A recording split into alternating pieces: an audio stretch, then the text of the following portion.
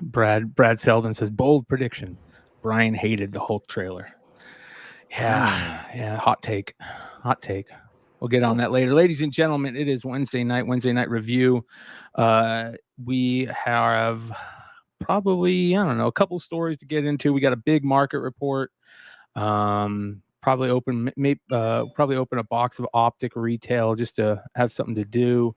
And we got a bunch of stuff to talk about. So here with Richie and Hood.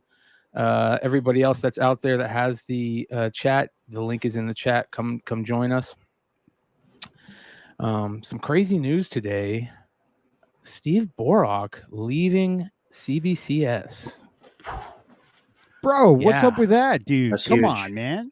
Isn't that crazy, bro? That's dude, crazy. That's nuts, dude. You know, so like, I wonder if he was asked to leave and then he found that job, or like, because why would you leave that job? Yeah, we're definitely going to get into it. You know, I would have liked to have seen a comment. Well, no, he did release a statement, right? Yes, Steve? I believe so. But, you know, come on, man. You're a jumper now, dude. You're going to be thought, you know, as a jumper. A couple of times, right? Mm-hmm. But to be fair, we don't know what happened. We're probably gonna catch it in real time, to be honest, because I've got all kinds of people, hitting as many people as up to be like, hey, what's going on? Have you heard anything? I'd love to get Steve on. Steve, come on the show. Love to hear about it. He's going over to my comic shop. You know what they should do, right? They should change it to a Beckett slab. Ooh, that would sell, dude. Good. You know what I'm saying? And I've been talking about it. The way their cards are with the Beckett, they should change it to a comic. And think how that acrylic would look. I mean, there's a differentiation that you need, right? Did I say that right? Differentiation, differentiation, so. Right? So that's how you take away market share from your competitor, right? You have to be different, right? And so like it only makes sense to change your slab because it looks too much like CGC. Yeah. Now, like Dennis Barger is big, huge fan of CBCS, and the labels do look a lot better than they used to. But like if you're going to compete with CGC, you got to bring something more to the table, man. See CGC, doing like character labels, and they're always doing something different, and CBCS is just, Yeah. What up, everybody? We got 22 live at the beginning of the show. Thank you for hanging out. See David Samuelson, good to see you, brother. We are Venom, Justin Shannon, GT Key Comic, The Righteous Flipper. We've also got Mr. Rockfish 01 and Sid, of course, Brad Selden. Appreciate you all. Hit that like button, hit that thumbs up button. I want to say thank you to you guys for getting our subs up. We're almost at 800. Matt Roybal in the house. What up, Matt? If you're not already subscribed, please hit that subscribe button. We're so close to unlocking a lot of cool things that we got set up. So, all right, here we go. CBCS Comics Twitter feeds put this out. Founder and president of CBCS, Steve Borok, has announced he will be leaving CBCS on May 31st, 2022, to join My Comic Shop as their senior consignment director. We can't thank Steve enough for all he has done and the excellent training and knowledge he has passed on to our team. Interesting. Senior that tells me My Comic director. Shop is making some money on assignment or a consignment, huh? Yeah, big time. Wow. Yeah, they even posted. We're stoked. I'm sure you are. I am sure you are. So, well, you add some legitimacy right away to that piece of your business. If you've got someone like that, handling all the consignments.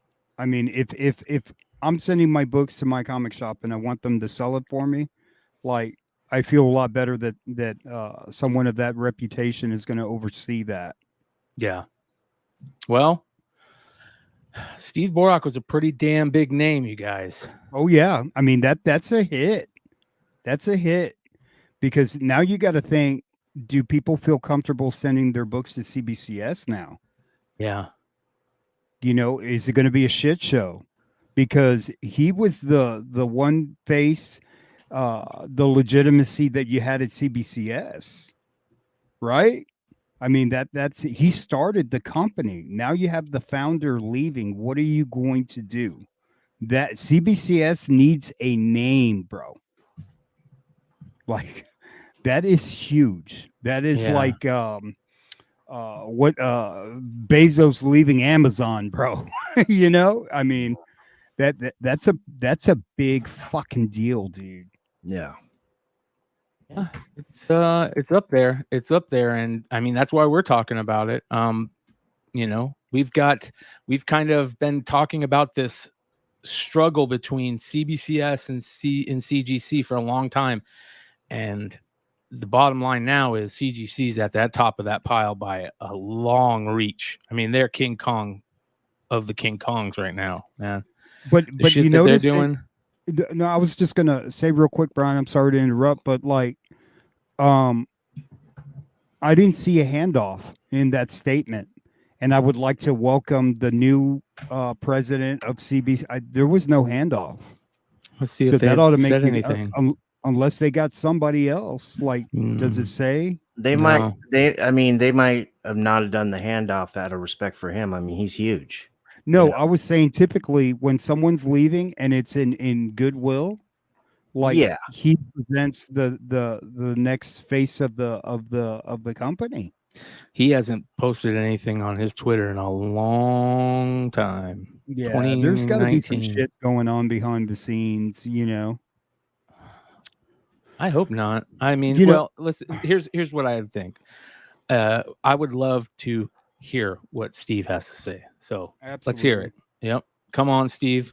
I'm sure a lot of people have some very, very positive things to say about him doing this. To be honest, CBCS really didn't take the reins like they could have. Am I wrong on that? No, They- you're absolutely right. I mean, like you would expect, like because a competition is good, but if you're just going to put out like, you know, keep the I mean, if I'm CBCS, I'm taking advantage of everything CGC does not do, right? And just because you have some authentication with autographs, you know, they've figured a way around that, you know, with legitimacy around that. So they're not like PSA DNA, you know. PSA has some legitimate autograph authenticators there. oh, You know, listen to this. that have been in the business for a long time. So check this out. Here we go. Here's some interesting stuff. So this is the Instagram post that CBCS put up. Says here, Steve Borok, the CBCS president and founder, has announced he'll be leaving May 31st, 2022. He has been given a great Steve has been given a great opportunity to work with my comic shop here in the Dallas-Fort Worth area, which allows him to do even more in the comic book industry as their senior consignment director. Along with grading thousands of books each year for CBCS, Steve has been instrumental in the training and development of our grading staff since the inception of CBCS. As one of the early pioneers, quote, the godfather, and parentheses, to the comic book grading industry, we were blessed to have Steve pave the way for current and future CBCS employees. We hate to lose Steve, but wish him well with his new opportunity and know we will be working with Steve on other projects very soon. Well, here's the interesting thing. Check this out. Oh, so they do have somebody. No. Quote from CBCS Comics, quote, I am sad to be leaving CBCS, but know that I'm leaving my position as primary grader in very capable hands of Wes Steffen, who was my second in command. There you go, Joe. Yep. Stated Steve Borok, CBCS president. Wes worked with me for years at CGC and helped me start CBCS, where his input was invaluable. Wes has amazing credentials in our hobby and one of the foremost restoration detection experts and pedigree experts in the world, as well as being an amazing grader. I wish him and CBCS only the best for the future, and sure that while I'm at my comic shop, we will have a great relationship with CBCS. So there you go, Wes. Congratulations. moving on up. So he's now the primary grader, but who's taking Borok's job? The president. Well, here we go. We've got one of our own saying Wes is a pretty solid dude. So yeah, love to hear what some of the people who are putting major books towards CBCS's way, sending CBCS major books. I'd love to hear what they're saying. Love to hear what Dennis Barger says. You know what I mean? I want to hear what he says. Yeah, shit. Send Dennis a link, man. Yeah, that's not good, man. Yeah. It's got to be a little disappointing. It's interesting. I would love to hear what. Man, he's taking employees with him, bro. He's taking people with him. Who? That's a big deal, Steve. So those two guys are going to my comic shop? No, that guy's taking over. It was like you said. This guy's taking over for him. Yeah. Oh, he's taking Steve Borok's job. Yes. Oh, yes. Okay. All right. Okay. Patrick says PGX going to take over the number 2. No, unless they change their name. What happened to EGS? Are they any good? Arizona? We sent some. Kyle sent some books to them, and I mean they're a new startup grading company. Period. I like how they do some things. I don't like how they do a lot of things. So We Are Venom says PGX already has better labels. Lol. Oh yeah, the CBCS label. No, I don't think PGX has better label. I don't think PGX has better acrylics, let alone labels. And I can open. I had a video where I opened up their PGX lab with one hand, with no screwdriver or anything. You know, I just cracked it open. Well, speaking of CGC, did you guys see this? Another CGC certified comic book set to sell for 7 figures. So Detective Comics 27 graded CGC 6.5 is being offered alongside other rare CGC graded comics in a golden auction. Look at that. Golden. Getting in there. Golden auctions. Yeah. With bidding ending on May 21st, this copy has potential to set a record as the most expensive copy of Detective Comics 27 ever sold.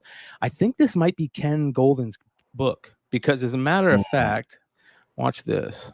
Didn't we see this? I thought we were talking about this.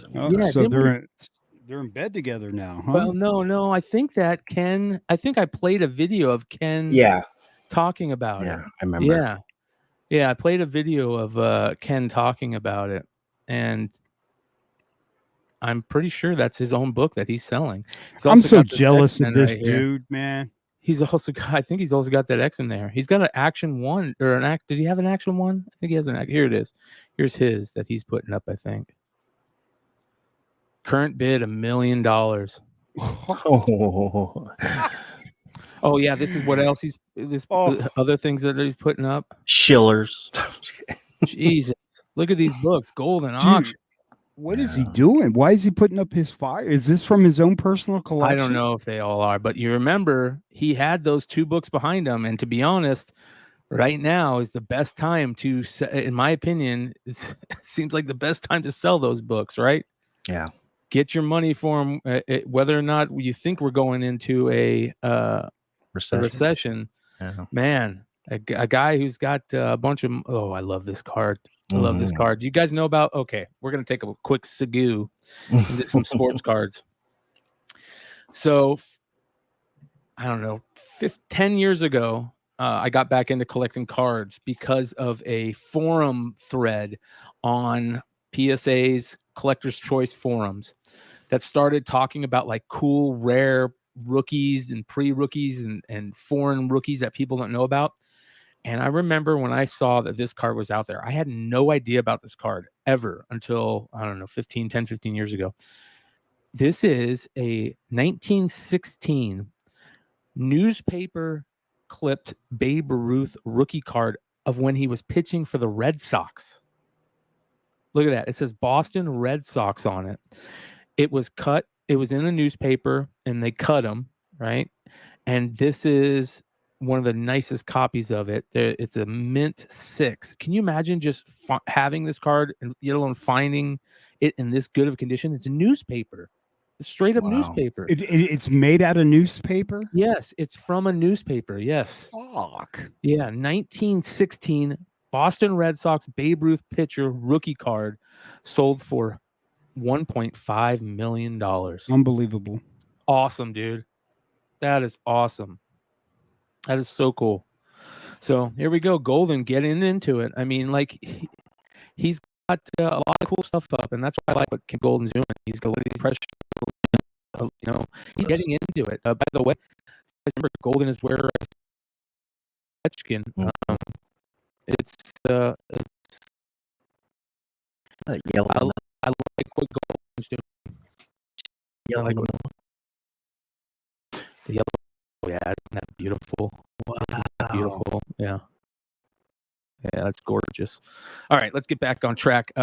So yeah, we'll see what's going to happen with CBCS, but I don't know, man. Like, does this, like you said, Joe, should they jump on that Beckett name and just kill the CBCS name? Which, when we thought of CBCS, who'd you think of? You thought of Borock. You thought of Steve Borok, right? To me, that's what it always was. CBCS was always put on the name of Borock and him starting his own company. And when it first started, we held it in such a high regard because we felt that they graded books to a higher standard. They were tougher on books. See, when Borock left CGC, like you got to give kudos to Matt Nelson, because he went out there to shows and everything and hustled and told people, hey, look, you can feel comfortable with CGC, because he was the primary grader for years, right?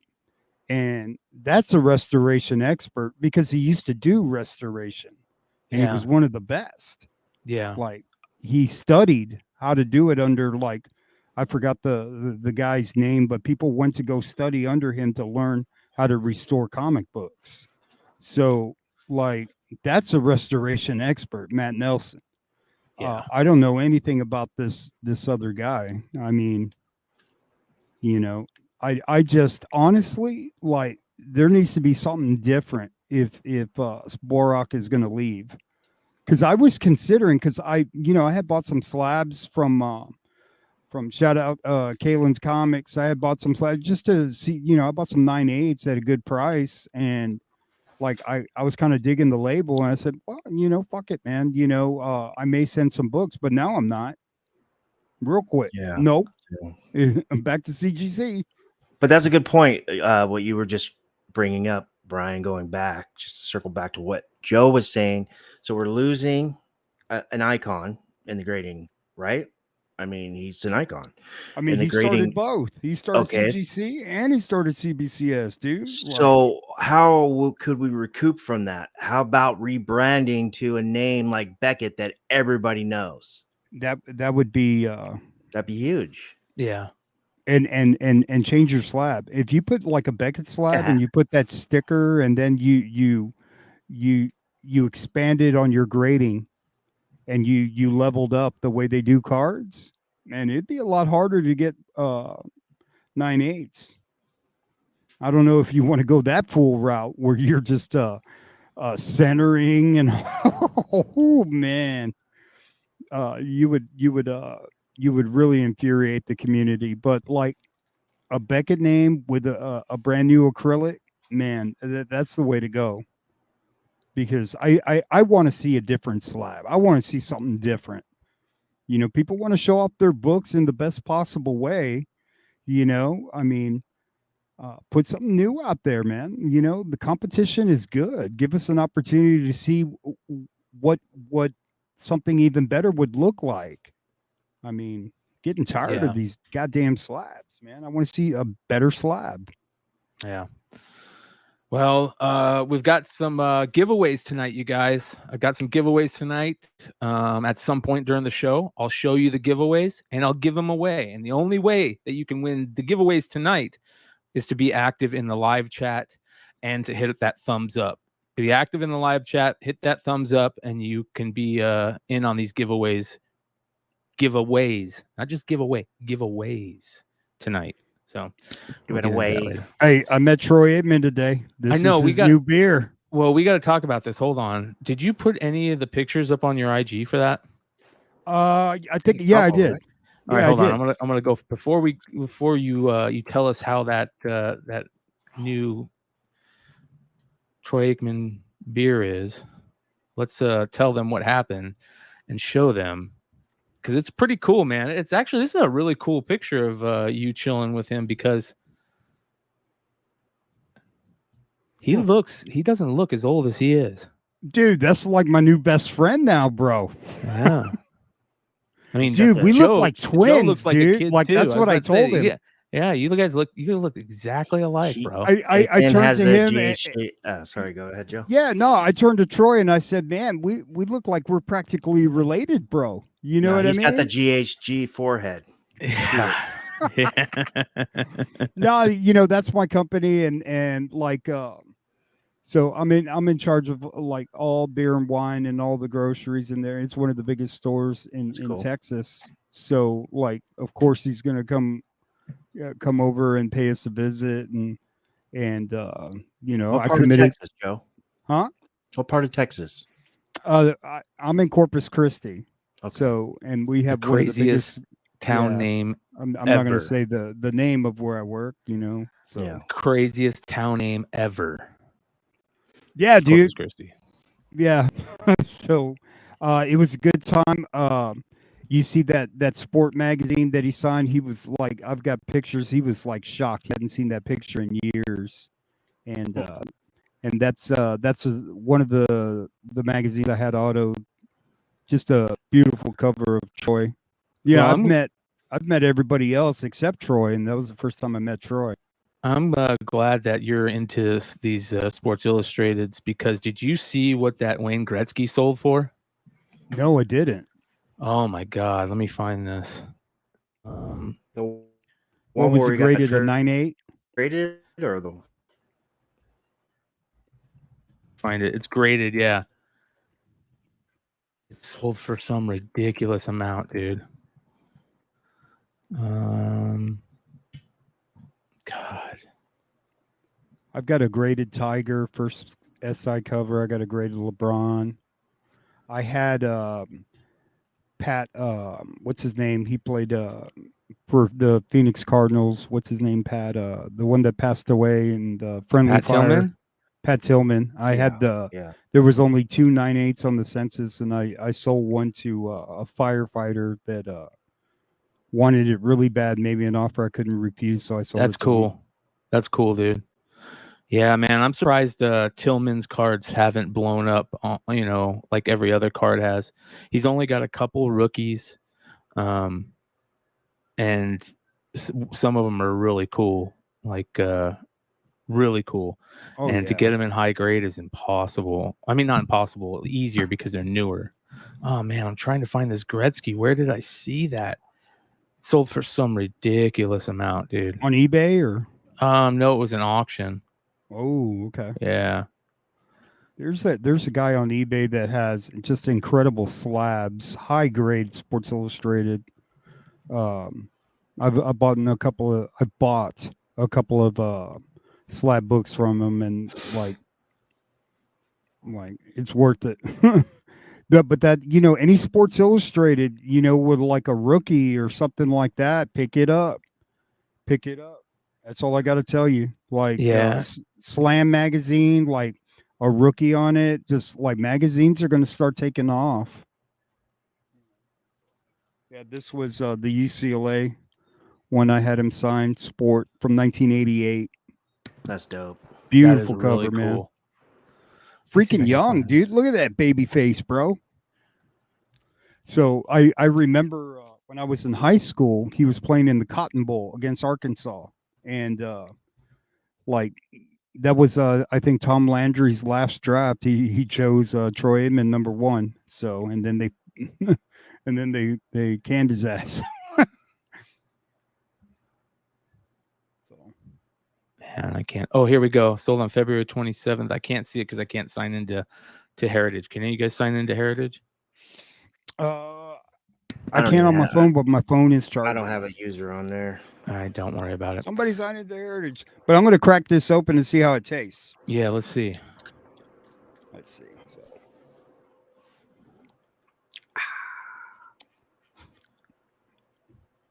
It's good. Holy shit. I approve. Is it 8. fresh? 8 Elite Light Lager by Troy Aikman. This is straight. That's funny. Man, it's smooth, man. It's smooth. I mean, it just goes down like water. So was that what I'm he's gonna get- doing? He's I'm gonna promoting. get fucking drunk tonight, dude. Is that what he's doing, Joe? He's promoting. He's going around promoting that drink. That's what he's doing. So like, it's got like no bad ingredients, and like he's got a full testimonial. Like, you know, he's really into health and fitness, and Yeah, like big I time. should be, you know. We all And should be. he, you know, when they presented it to him, you know, guys say, "Hey, Troy, I got an idea for a beer. Are you interested?" You know, and he goes, "Well, tell me about it." And you know, it falls in line with you know, all healthy beers. You know, you still get the alcohol content, but like you're not getting all the junk with it. So there's no soybean and all that other bullshit that they put in there. But it's pretty smooth, man. I like it. Yeah. But they have a website and they got some cool swag. They got badass hats and shirts and all fucking sold out, man. And I know there's a lot of cowboy haters out there, so like it's not for everybody, but it's a good beer. Like I can guarantee at Cowboy Stadium, this will be the #1 beer in the stadium. I mean, just the design alone says Dallas Cowboys. I don't know. You can't take you know, Budweiser from a cowboy from Texas. No, but Cowboy fans drink Miller Lite. Oh, Miller Lite. Oh. Miller Lite. Barry Andrews owns Miller Lite, and him and Jerry Jones are best friends. So there's the majority of the beer sold at Cowboy Stadium is Miller Lite. That champagne of beers. Yeah. Right. But this kind of this is kind of it's kind of pricey too. A 6-pack was like almost $10, man. I was thinking about just pouring it into my gas. $45,000 a 9.4 sold for of that Gretzky, I think, because check this out. So if this is what I'm understanding, right? This owner, it's sold on the 27th of February, and the owner, it says make an offer to owner for $45,000 or more. So it had to sell for at least that, right? Dude, what is he, 17 right there? Dude, he is super young right here, bro. About, yeah. 18 years damn. old. 18 years old, I think. Pretty cool, dude. That's crazy, man. Way better McDavid. And me and Richie got into it on the phone. Richie doesn't want to. Nobody wants to believe this. No, I believe it. Okay. It's reality. It's reality. I try to talk. I get in these debates with my dad all the time. Because he thinks Elgin Baylor is the best player ever, and he thinks Jerry West is the best pure shooter ever. But I'm like, Dad, did you see how they used to dribble? Yeah. And like, but they were great. But yeah, look at this. Look who is here to join us. What are you doing? Oh. What up, Mighty Mel V? What up, dude? Before the Henny kick in here, beautiful Orlando's hot as balls out here. Out here for the Looks MegaCon. It's about to go crazy tomorrow, man. You heard? How everybody Is doing, everybody man? with you? Red Hood Dollar, how you doing? You look McClay, good. what's up? My first appearance on the Amazing won't be my last. You heard? Hey, Man, you look more handsome on the phone, bro. Like I know, you man, oughta, I like, do your gotta- podcast on the phone. I know how to get that Dominican cut last night, man. I had to get that. Y'all get my shit right. You heard? Where's Yeezy and Ninth? They just landed. You know what I'm saying? Big shout out to my man Ultra coming through on the pickup. Yo, traffic's crazy out here. Oh, it's the humidity Is out Ultra here. there with you? He went to go pick up Yeezy. He gonna come nice. back and swing back. We got some plans tonight. Nice. You guys hitting up the first casino? Nah, we ain't gonna go to the casino's too far. The casino's like an hour away. By the time the magic didn't war by the time I get there. Damn. Are you guys gonna meet up at a bar or something? That's my favorite part about cons, bro. Yeah, we gonna link up with the Hive boys in a minute. B-side hobbies. It's my man. He having matter of fact, his brother played for Florida State. I forgot what his name was. So might want to. He's 6'8", like 250, 260, something crazy like that. So he gonna go to the league. So I'm getting good with sign cards or something. Well, what's on the agenda for you this weekend, bro? MegaCon. But what are you trying to do while you're there? What is one of your goals while you're there? Sozi Miyaka, I got to get my Catwoman 43 signed. I want to say thank you to her for the book that she gave me. Jeff DeCar, I want to chop it up with him. I'm going to link up with the Creature Entertainment guys. Of course, I'm doing one night. We can talk about one night as a side. No. Next segment, Brian. Next segment. You guys make up yet? You guys bury that fucking. You guys. Nah, we good, man. I know you. Man, that ain't about nothing, man. We good, man. It ain't about nothing, man. Brothers go through that all the time, man. Let me ask you on that note. Are you going to be doing some sales inside the arena? Yeah. As a matter of fact, I bought some. The plug sent me some goodies, man. I got some heat for them all, kid. Nice. And we're gonna see what kind of treats I get laced up with, and then we're gonna have fun. It's gonna be a play. I go on at 6 p.m. to 7, so give me time to recover from the night. Yeah. So where are you at the hotel right now? Sorry, Brian. Yeah, I'm at the hotel right now. Yeah, it looks nice. Here's my question. So did you bring books to sell also, like you said? And yep.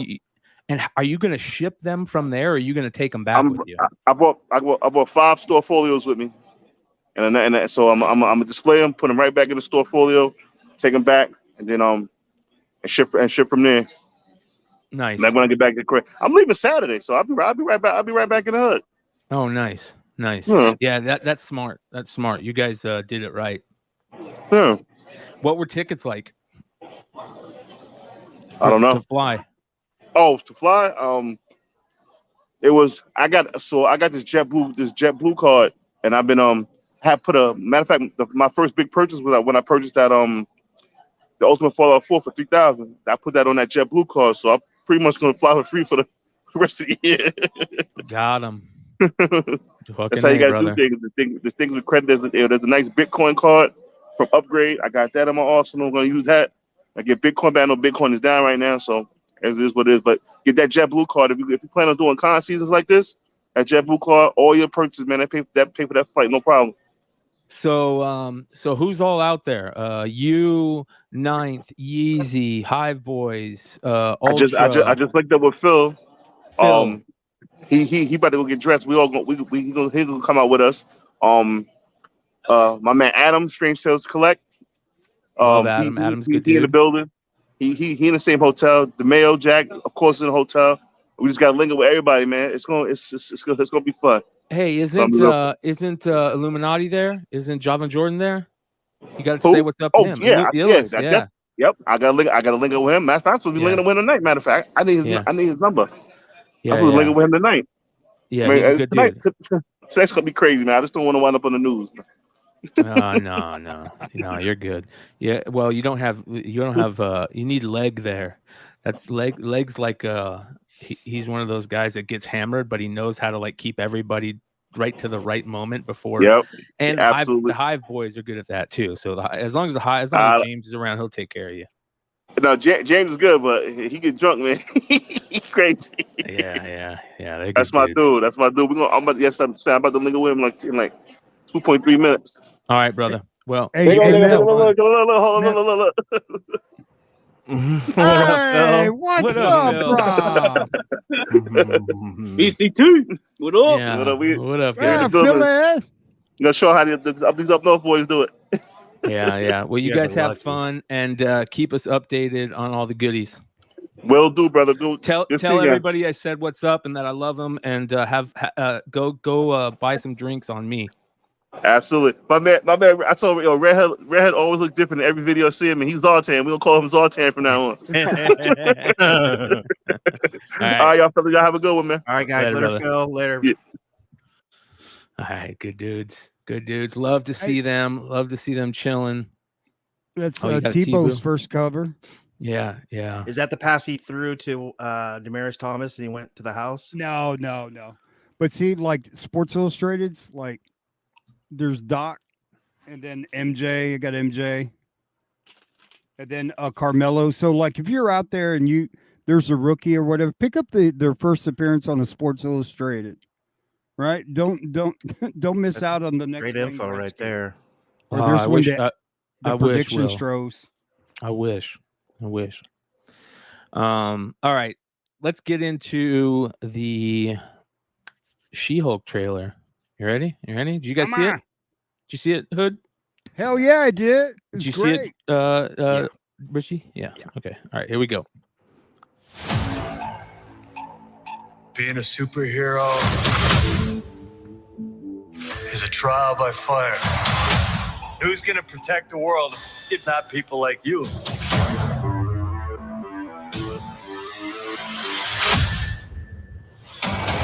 I'm Jennifer Walters. I'm a lawyer. I have great friends. Can we get some shots, please? It's an emergency. A demanding job. We just started a superhuman law division. Superhuman Law Division. Where was that place that she was showing? Was that something we've seen before? Was that like the I think raft that's or whatever? a new prison. Well, TVA is like that, but they're different. Okay. And Yeah. I want you to be the face of it. Oh, there's our first little hit. It was nice to Yep. see Tim Roth there, huh? Got Tim Roth in a nice little Hulk containment unit, or whatever what's his name in I this? think that's the prison that they showed. He's in there. Okay. So I love Tim Roth, dude. One of my man, he's favorite awesome, actors dude. of all time, dude. Favorite actors. All right. And a frustrating family. Cause All right. So was she always his cousin? In the comics? Yeah. And then I- he had to give her a blood transfusion, right? And that's how Correct, she yes. got it. Yes. Do we think is that how this is supposed to be too? Mm-hmm. Well, you didn't yeah. ask for this, but you still got to deal with it. Your transformations are triggered by anger and fear. Those are like the baseline of any woman just existing. Oh, Bruce, kind of feels like if I don't transform, I'm gonna die. Yes. No. I just want to be a normal. That looks so bad. Yeah, honestly, I think, Brian, that this is so early. They wanted to get it out there. I think they're going to clean all this up. Oh, all the CG artists on YouTube or Twitter and IG are like screaming at the top of their lungs. Give them time to finish it. Yeah. But here's my thing. They could have done it like they did with that first image where they show her and you could tell she's just painted green or something, you know. They didn't have to show anything. They could have gave us nothing instead of this. That's all I'm saying. I'm not saying I don't like it. I'm just saying it's exactly what everybody says it is. It's Shrek. It reminds me of Shrek. Anonymous lawyer. Can you tell us where She-Hulk is? Jen, you're a story now. Girl, your ass looks crazy right now. You could be an Avenger. Oh, I'm not a superhero. That is for billionaires and narcissists and adults. That looks better. A little bit better. Yeah. A little bit better. Yeah. A little bit better. Orphans for some reason. What was that? Was that a Power Ranger? Or was that frog character that everybody's No, that's the tripping out frog about? one. Yeah. Frogman Yeah, Frogman. with the different outfit. There we He looks go. like Kick-Ass. Yeah, he looks like Kick-Ass. You're right. And we'll be talking about this here in a little bit, I guarantee. All right, here we go. Wait, who is that? That's Titania. Okay. I like that. First appearance in Secret Wars, I think. Number 3? Yeah. Number 2 or 3? 3. So you can tell she's in a courtroom. She must have gotten mad on the witness stand or something, right? Mm-hmm. That's pretty interesting. So So it seems so far that is exactly what we're going to get. What we thought we were going to get, a funny Ally McBeal type show with superheroes, right? I think a little more. Yeah, I guess that's probably a good metaphor. I have a feeling Abomination is going to turn good for some reason. He's going to be a good guy. Yeah, I could see that. Because he's hanging out with Wong. Wong was, remember, he was in Shang-Chi. He was fighting him, and then he was like, all right, come on, let me show you. You pulling your punches and blah, blah, blah. Coco. Yeah, so Titania was a wrestler in the comics. So like the outfit, I think they're trying to stay true to the character. Yeah, they are. That's Fucking you're right, Joe. awesome. That's so awesome. Oh man, that is great.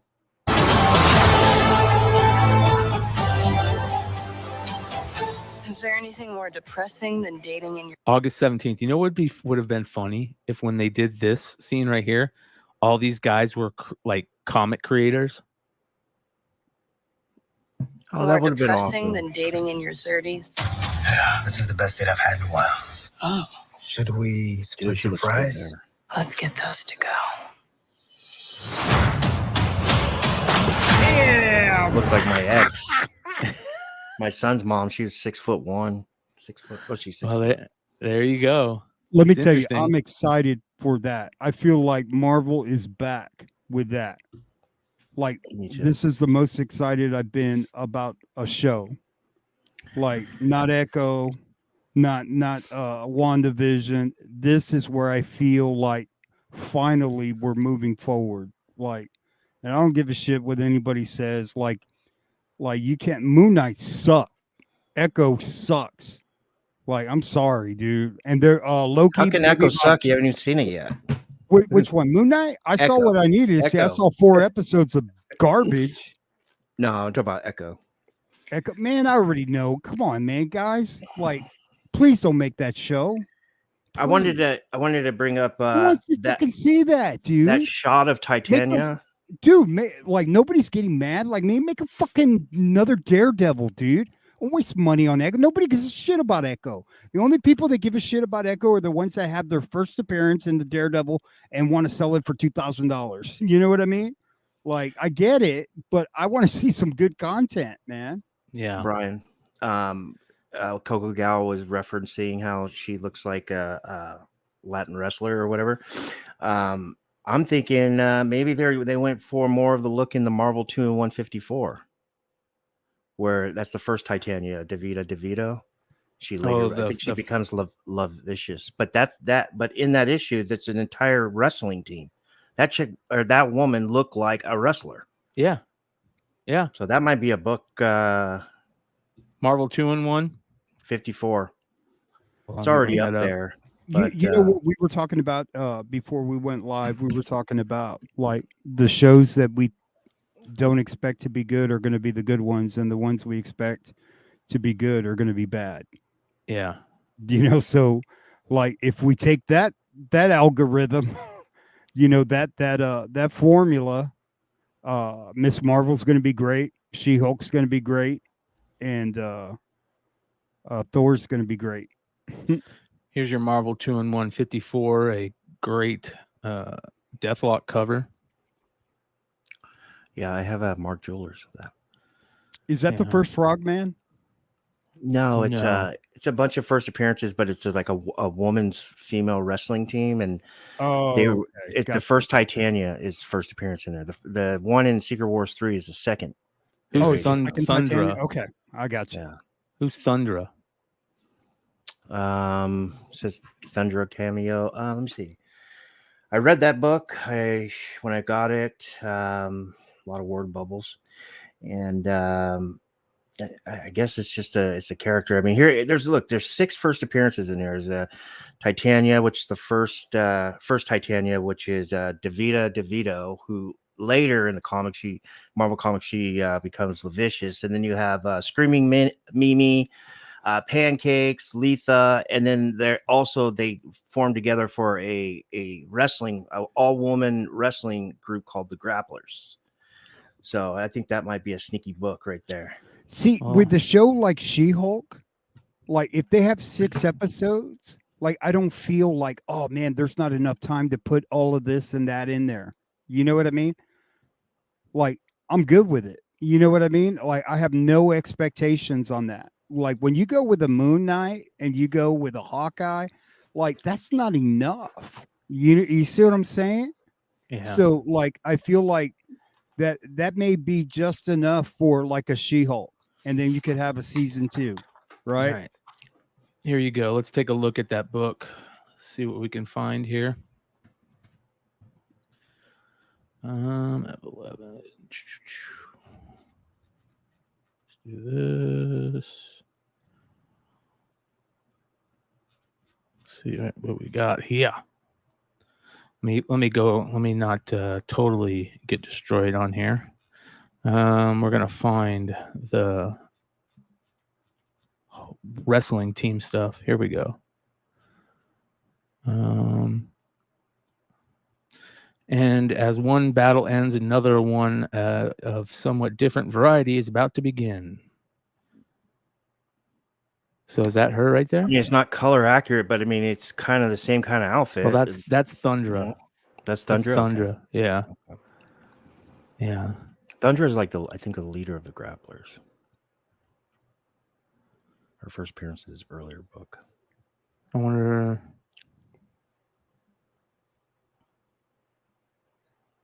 Yeah, that's interesting. Yeah. Thundra. So we'll see. We'll see what happens, man. I love those old school Marvel 2-in-1s, Marvel team-ups. I love all those books. Me too. I geek They're out over 'em. underrated. You know, it's funny enough. I was in Jesse's shop the other day and we were talking about what books are selling. And he said that he can't keep Marvel 2-in-1s and Marvel team-ups and those type of books in stock. He's like, people are just buying them up. So, which is really cool. Hey, Justin, it's 9 episodes on She-Hulk? Great question. Hey, Dennis, did you just come in? If you just came in, we got some questions for you. You want to jump on? We'd love to hear your thoughts on the Steve Borok stuff. Yeah, Justin Shannon says it's 9 episodes on She-Hulk. That's excellent, dude. That's excellent. And like then that. David Samuelson's picking on us again, dude. I love David Samuelson. Send him a link, bro. All right, Dennis, I'll send you the link on IG. All right, we'll get in some insider talk here. So that tells me they're gonna explain the origin and how she got gammaed, and then okay, that's cool. That's good. That's good, right? I hate when they try to cram everything into 6 episodes. Yeah. Everybody's already asking them to stop yelling. Wow. I love Dennis. Dennis is Don't good worry. people. Don't worry. I just bring him down a tad. It clears everything up. 69 live. Hit that thumbs up. Awesome. If you haven't already, hit that subscribe button if you haven't done that too.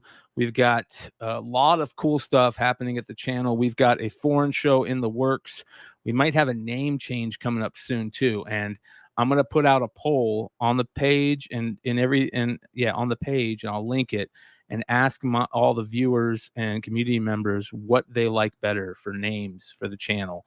And when I do that, you guys will know the new name idea. So we'll see how that works. All right. We are waiting to get Dennis in here to talk about his thoughts on everything. I sent him the StreamYard. It's pretty cool that everybody is at. We already talked about MegaCon pretty much, but it's pretty cool that everybody's there. I really wish we could have been there. It would have been a lot of fun. Yeah. All right, that frog book. What is the book that everybody's going crazy for the frog book? Go ahead, Joe. Sorry. No, I thought I saw a 2-in-1 or Marvel team up, something for the first appearance of Frogman, and then somebody in the chat was saying Comic Tom had been speculating on Frogman for the last 5 years and saying it's a great pick. And well, there's a couple of them. There's an Earth. Here we go. Let's just do this. But he put out an alert, the app, and Okay. then there was a retraction. Oh, they retracted Frogman? Yeah, says the character in the She-Hulk series is not confirmed to be Leapfrog. Initial sources stated Leapfrog, but it could also be a character named Frogman. So yeah, this is Frogman, and this kind of looks a little bit like it. Kinda, yeah. This is Eugene Patillo's father. Vincent Patillo was an inventor who had never created anything successful. Blah, blah, blah, blah. So here we go. Oh, man. If that's the case, that is. Oh, That's a tough one, you guys. Yeah. Wow. If it turns out to be this character, this book is gonna just continue. Yeah. It's gonna be, everybody's gonna be like, why are we talking about this even more? I've been stacking White Rabbit for a while now. Oh yeah, dude. This is a tough cover. Oh. Yeah. That's interesting. You know, these older bronze books, you know, as I get older, they just look so much better, you know? Yes. Especially in high grade, bro. Oh, yeah. Yeah. I want to also bring black cover. Hell yeah. I want to bring up the fact that guys, if you haven't read a lot of the She-Hulk, the Dan Slott stuff, a lot of these glimpses and these Easter eggs and that we're getting is coming from that Dan Slott 2005 run. Just to let you know, who's tied in there is the TVA, the Time Variance Authority, big time. So we could make sense. Is that the same run that had the Civil War issue? 2015, I believe. Or is it 2015 or 2005? I don't know. No, you had it right. It's 2005, right? Yeah, I think it's 2005. Yeah. But Brian's talking about the Opeña cover, or I don't speculating on a garden spider. Thinks Frogman spec is lame. Who's the garden spider? I forget the garden spider. Is that? Oh yeah, that's Spider-Verse, right? The garden spider. Yeah. What about the White Rabbit from Alice? I hope she comes. Yeah. Coco Gal says, I love that cover. Yeah, that's a good old school cover. It's a good old school cover. Well, it'll be interesting to see if that ends up being the character. There's also another Frogman that this must be his dad. Is this his dad? Marvel Team Up 121. Yeah, that's his pops. Okay. Wait, or maybe that could be the son. Yeah. It was born the son of Vincent and Rose Patillo in his early career. Vincent, some must be the same character. Interesting. Just a different look. Who did the art on those She-Hulk covers in, what was it, 2006? Was that Greg Horn doing those covers? Yes. Right, because it seems like they're adapting a lot of the poster art and everything, like the David Aja from Hawkeye, you know, where she's carrying her lawyer briefcase and walking up the steps, and it's directly taken from a Greg Horn cover. Oh, dude, how cool would that be to if they use some of that cool Greg Horn art like they did for well, they did. If you pull up the new poster for because they released the new poster for the trailer and the trailer. If you pull that up, that's a rip off of the Greg Horn cover that he had. If you have a chance to pull up the I'm poster. looking for it. Which one? Ooh. Yeah, she's walking up the steps and she's got a briefcase. It just shows. Yeah. Hold on, let me bring this up. All right, here we go. Yeah, that's interesting. That's very interesting. All right, here you guys go. We'll bring Dennis in here too. Here's the poster I was talking about. What up, Dennis? What's up, everybody? What's going on, brother? Okay, so I'll give you what I know. I knew about this 2 weeks ago. I got a call from Stevie B, and he was like, "Hey, brother, I got to tell you, man. I just found out, and I wanted to tell you first because it's going to come out someday soon, and I just wanted you to know what was going on." And he tells me how it went down, and I'll tell you what. Yeah, there we go. And you can actually scroll down and look at my comment if that's the Facebook post. No, this is his IG post. Oh, okay. So I talk to Steve all the time, maybe like probably every other week, once a week, every other week, just talk to shit. We don't even talk about fucking slabs and all that. And man, Steve, a lot of people don't realize Steve spends a full day in that grading room. Oh, wow. Yeah, and everybody knows Steve's just an old school hippie, man, who's been playing with comic books for over 50 years of his life. Yeah, big Grateful Dead fan. This man wants to just go and dig through boxes. He wants to touch different books. And you got to understand, for a guy like Steve, he loves every one of them. But after a certain point, the 100th copy of Hulk 181 that hits his desk in a month is boring. Yeah, You know what I'm big time. saying? Big time. Yeah. Listen, man, it's funny. I think I've talked about it, but I recently, been going through collections with Jesse over at the store, Dennis, and I never thought I would get sick of looking at comic books. Well, that happens. What do you think happens to me? Everybody's like, Dennis, we dig through your boxes and you have like every book. And it's like, yeah, dude, because after a while it gets boring selling them. And I'm sure it gets boring grading them. The only thing that's fun for me is buying them. Yes. Well, that's why you have branched out into so many different of the collectibles industry, not just comics, to keep you to keep it fun. Right. And that's I why totally I know opened that. this store. Yeah. Honestly, I mean, 4.5 years with no store to run, man, I was going buggy. I was doing, the Harper show in Columbus just to do something. Yeah. So is that his main? The second he said it to me, I knew everything he was telling me. Yeah. But and is that his main thing? Is that his main thing, that he's just tired of grading books all the time?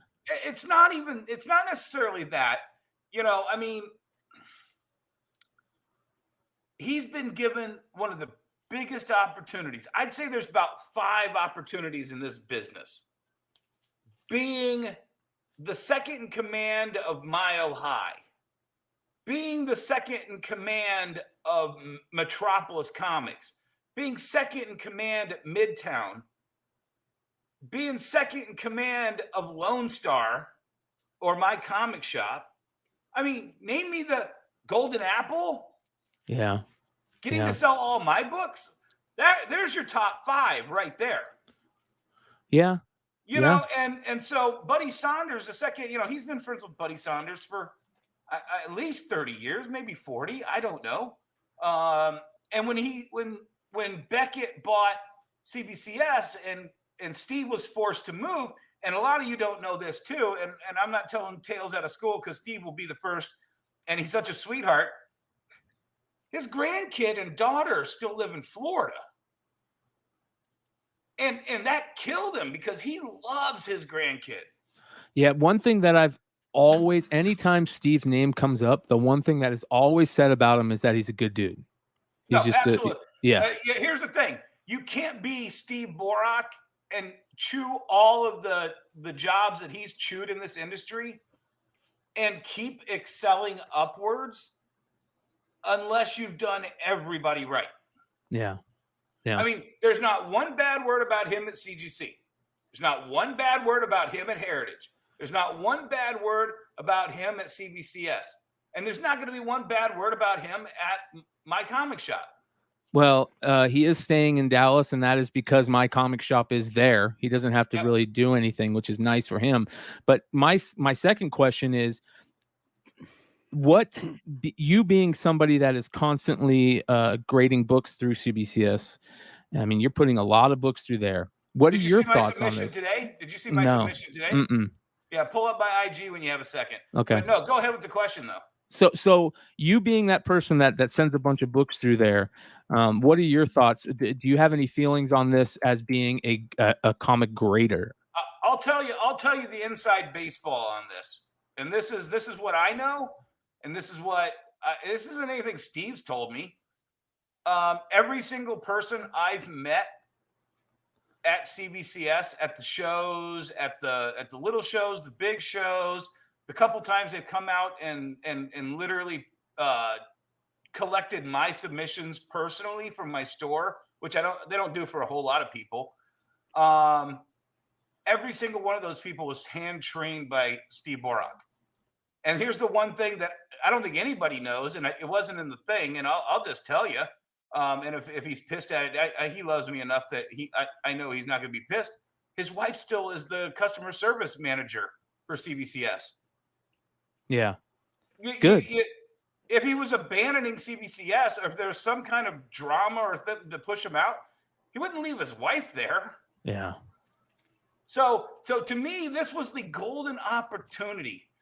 A lifetime of knowing Buddy Saunders and Buddy has tried to handpick a successor for a long time. I've met several of them. They just didn't pan out. He needs somebody who understands what his philosophy is, what he wants to buy, how he wants to buy it, how he wants to sell. He's got the kid he was going to make his hand successor was more of a tech guy, from what I understand. And I don't know this 100%. And I'm just going off of what I was told, is a tech guy and has revolutionized. I mean, go to Chuck Rosansky's website and then go to my comic shop. Exactly. And tell me what level everybody is at. Yeah. Yeah. Hey, guys. Mighty Mel. Sorry, Mel, I can't answer. So yeah. Go ahead. I was just going to say, if CBCS was a publicly trained, if it was public, like their stock would be down. I don't think so. I honestly, here's the thing. Everybody keeps going, and I was looking at a whole lot of IG posts. It's like, yeah, all the CGC bros were like, yeah, we're going to get into the VHS market and the video game market. Dude, you can't even grade the fucking comic books properly without putting them upside down in the case or including the packing slip or grading air for money. And you want to start talking about branching out into two markets that you have no fucking clue about after you just jumped into Pokemon cards? Well, the interesting thing is that he did say, shout out to Matt Nelson. He did say we're at the very beginning stages of this. It's not going to be anytime soon, Right. So I don't know. What do you think about the idea of what Hood said? And do you think CBCS as a name now with Borock not being there? Because whenever I think of CBCS, that's who I think of. I think of Steve. You know what I mean? And you know what? I'm friends with him, and I use them personally, like on a weekly basis. And I don't think here's the thing. I know Steve Borok isn't touching the books I'm sending. They don't waste a Steve Borok on Torrin, Clark, Black Panther #3s. Yeah. They don't waste it on Thor #1 4th printing. Yeah. Yeah, you could. Yeah, look, this is what I just got back. Thor 1 1st printing, Thor 1 4th printing. I got like 4 of those, by the way. Thor 8 1st printing, Thor 8 Phantom black and white. Steve Borok didn't touch a single one of these books. No. Steve Borok didn't put a single thumb on the scale for my order. No. So it doesn't bother me one bit. Shit, I'm going to hit you up, Dennis. I need one of those Thors. I wish you hadn't shown it. God damn it. Steve trained everybody who's grading my books. Yeah. Okay. And that's why these things, and I say it at the beginning of every one of my videos, the fastest, most accurate, the best, fastest, most accurate grading service for comic books. That's what I call them. They don't call themselves that. I call them that. I submitted these 2.5 weeks ago.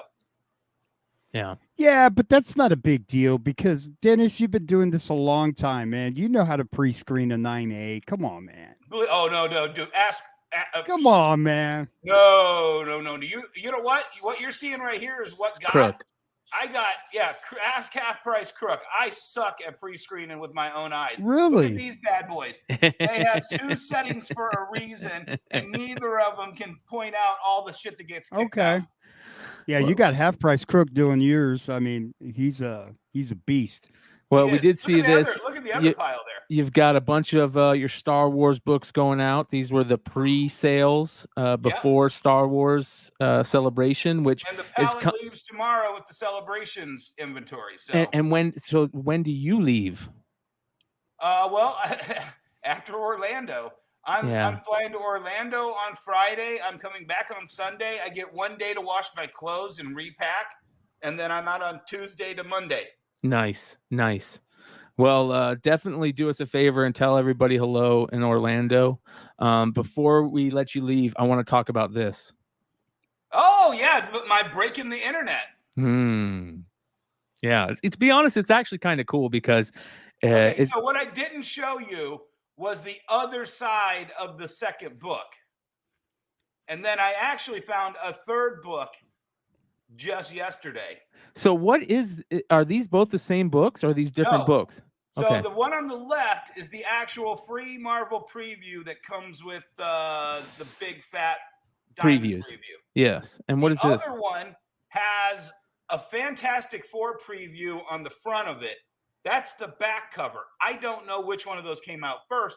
And then I found a third one, which is, correct me if I'm wrong, I think it's the J.J. Abrams. I didn't get a chance to snap a picture of it when I found it, but it's the J.J.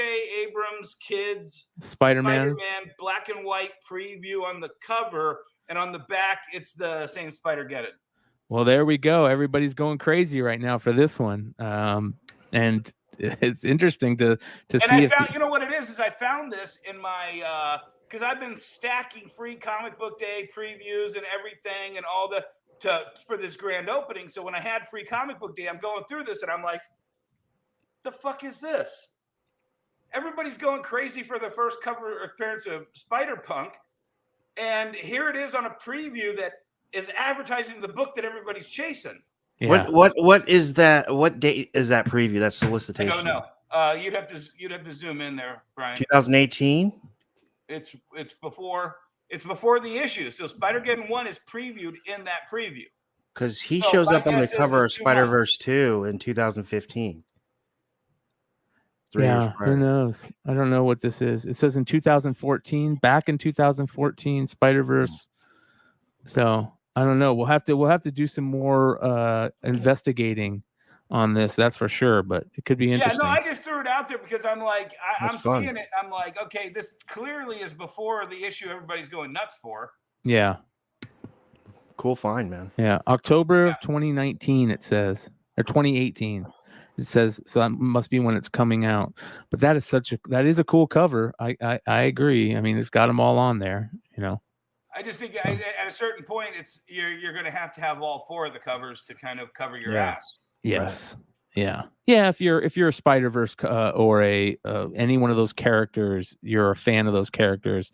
So it's to leave a summation, just real quick on CBCS. Yeah. Steve Borok's my boy.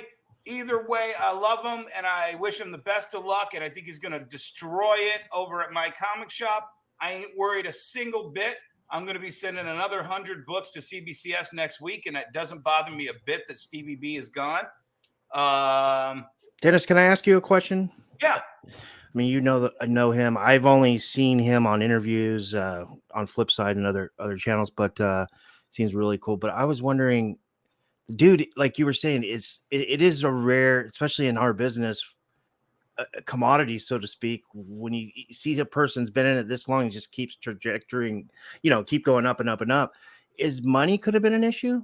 No, not at all. Steve does. Here's the thing. Steve does this shit for the love, the lulz and the giggles.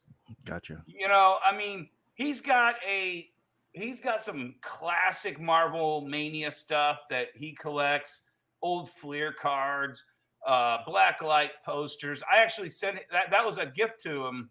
I sent him a black light poster for Christmas one year. Well, for everybody later on tonight, we have multiple black light posters on the market report. So, hey, I would love to get Steve on. I said it at the beginning of the show. It would be nice to have him come on a show and talk about. And I think that was another thing is he wants to go out and do those conventions. He wants to hit the convention circuit again. He wants to be able to go around. He wants to be able to flip through long boxes. And if he goes to CBCS, if he goes to a convention with CBCS, His ass is sitting at a table filling out paperwork, and that's not what he wants to do. No, anymore. no. Yeah, well, I'm looking forward to see what the next step brings us, and it'll be very interesting to hear what's. But I just wanted to come on and say I ain't worried a damn bit, and you know how much money I have invested in CBCS. Yeah. Thank you for doing that. Yeah. Well, we appreciate it, Dennis. Awesome. All right, thanks, guys. Have Later, a good brother. Buddy. All right, we'll talk to you. Well, that's pretty cool. There we go. One of the bigger customers in CBCS's repertoire of retailers out there. Dennis is a good dude to come on and talk about. Another good dude, Steve Borok. So very cool stuff.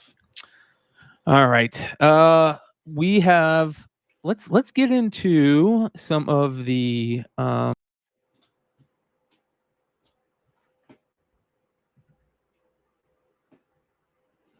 Looks like we might have lost Bryan. Apologies, guys. So while Bryan is getting back on the screen, here he is. Okay, I was about to share my screen and take over. Man, Jesus, man, I thought it was me. Sorry, guys. All right, you guys. Sorry about that. Remember, we do have a giveaway tonight, so only thing you have to do to win one of those giveaways is be active in the live chat tonight. It will be sometime during the show from now, probably in the next hour or so. And you don't even know what the giveaways are yet. So just be active in the live chat and hit that thumbs up button. All right. What I want to talk about first is I want to get into some of the card stuff. We always go and check out the Sports Cards Investors Hot 10 list, which might not be the most accurate Hot 10 list in cards. It's just the easiest to find right now. It's basically cover price for cards. Yeah, exactly. And we're going to start off with baseball. Look at number 1 on baseball. Shohei Ohtani's rookie update base, his rookie debut. How many of those you got? I don't have very many of those. I have probably like 5 or 6. So will Wander's debut be in Series 2, or will that be in the update? It'll be in update probably. Okay. Did they? I don't know if they put. Look at Jordan at number 3 and 4. Giancarlo Stanton. Not even his rookie card. It's his Topps update base. It doesn't have his rookie symbol on it, which is interesting. Jordan's. I have a ton of these Bowman. These 2019 Bowman Chrome prospects. I have probably 100 of them, and 40 Mojos. Dude, up 109%. Let's see your recent sales. $37.50 for a 10. $47.50 for a 10, so not bad. Yeah. He must be playing pretty well. Royce Lewis finally got the call up from Minnesota. Finally. How'd he do? Let's take a look. Well, that's something that we should probably look at. Royce Lewis. Let's take a look at his stats. Okay. So let's see here. He's got 39 at bats, 12 hits, 2 home runs, and he's batting .308. Wow. Yeah, man. So not bad. Not bad for Royce Lewis, who was a former top pick in the 2017 amateur draft. That's why you see his first card as a Bowman draft. So pretty cool on that. That's pretty awesome. Next, we've got the other Jordan, the regular Topps. He must just be killing? Is he killing right now? I've been playing him in fantasy. He's had a couple of good games, yeah, multi-home run games. Yeah, he's got 116 at bats, 30 hits, 12 home runs, 24 runs, and 22 RBIs. Yeah, because Altuve came back a couple weeks ago, and then Tucker finally started hitting the ball. And with Pena at the bottom of the lineup, that adds protection for a guy like who are you going to pitch to? Yeah, right. Exactly. And of course, the Aaron Judge Topps Chrome, which is nice. Love that card. Dominguez. Look at Dominguez starting to show up. What's going on, Dominguez? We got to look him up. He was not playing well at the beginning of this year at all. He was. A lot of people were actually starting to throw out the failure type thing, the bust. So let's see here. So he's in Tampa. He's an A ball. He's got 120 at bats, 20 runs, 28 hits. High A? He's an A ball. It just says A, so I don't know if it's high A or not. Let's see here. He's got 14 RBIs, and he's got 44 strikeouts. Whoa! He's batting 233. Yeah, man. Ooh, ugh, that's a bummer. But how has he been? Let's see how he's been recently. Let's take a look here.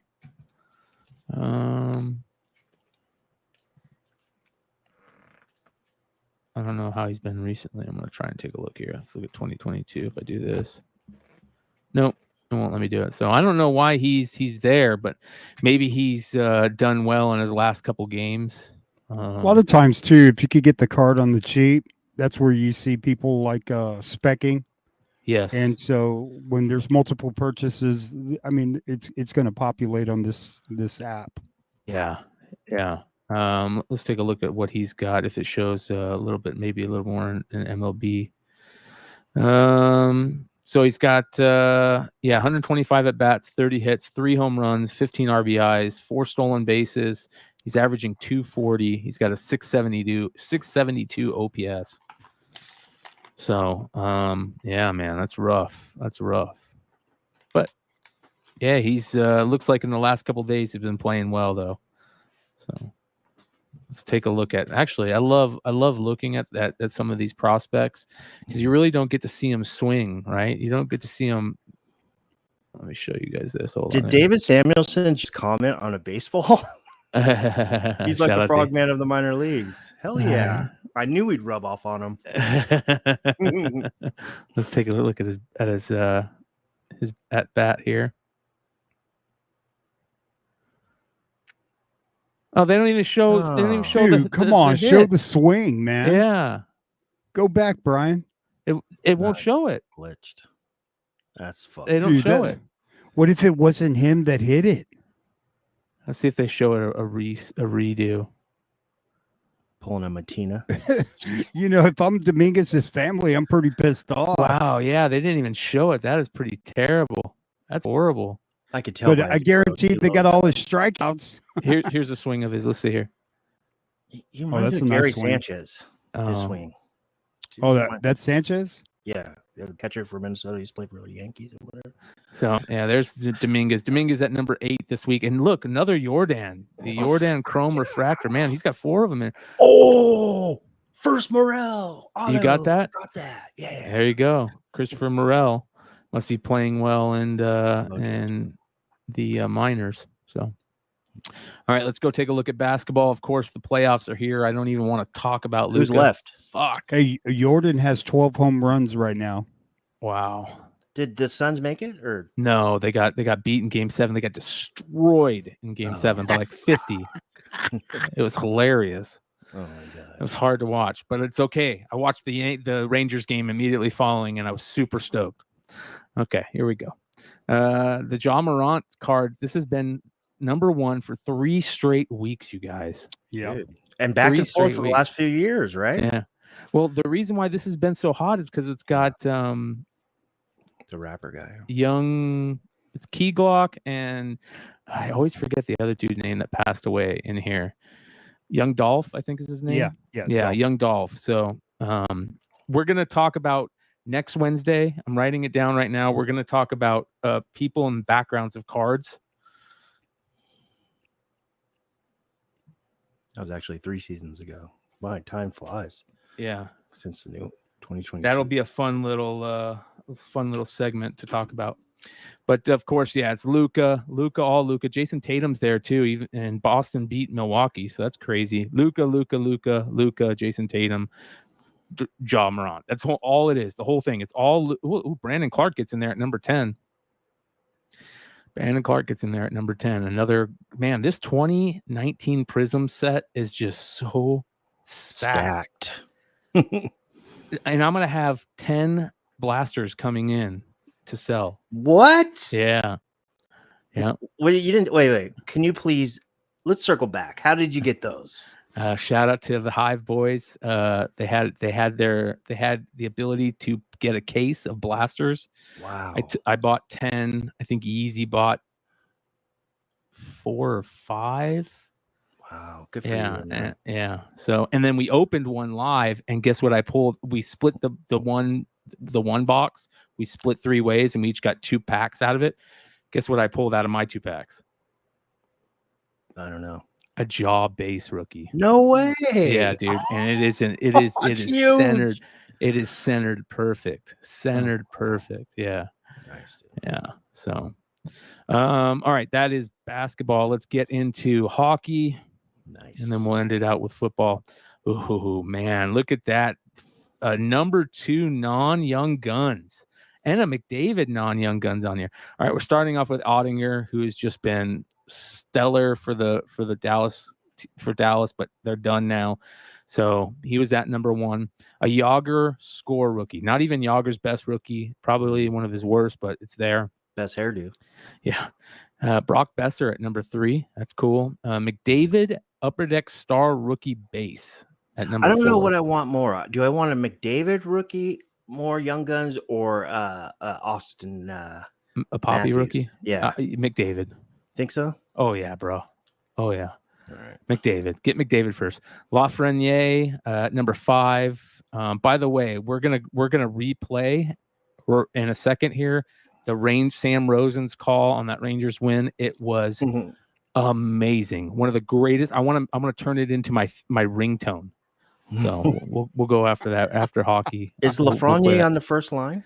Lafreniere is not on the first line. That first line is Kreider, Zibanejad, and Breadman, I believe. Yeah. Just on that Rangers team. Listen, man, they've got the goalie. They've got the hot goalie.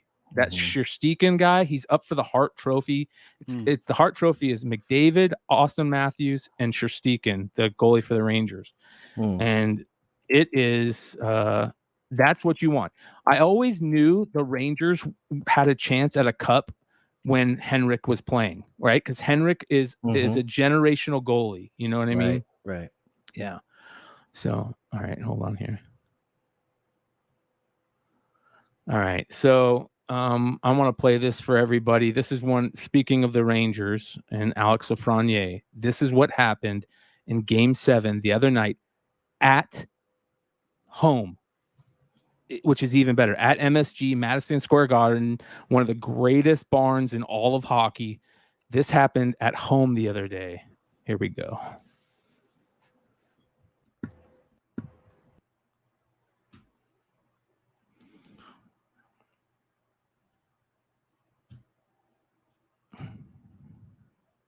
All right, hold on here.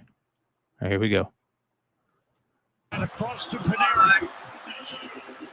Panarin controlling, feeds Fox. Now Panarin wants in. He shoots.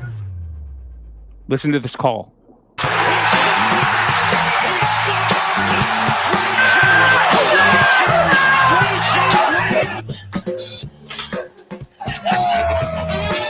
I watched this 10 times.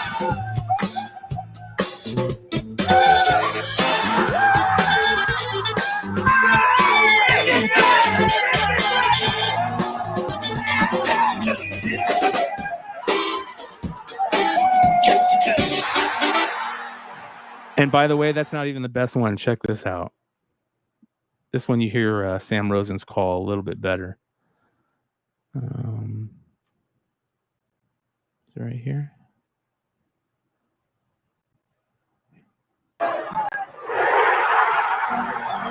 Nope, not that one. It's this one. Nope, not that one. I'll find it. Here we go. Do this.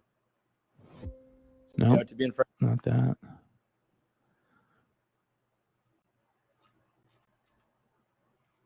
Can't find it. Is this it? I tried to share it the other day, but so I don't know where it is. But anyways, it was a great call by Sam Rosen. I love to see celebrations like that, especially when you think about, what we've been through the last 2 years, and You know that's why sports is so great. You know, Oh, here it is. It's a cure all. Yeah, here we go. He scores! He scores!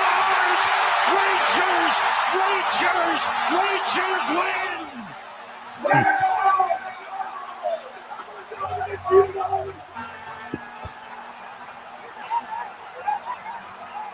It's bedlam, bro.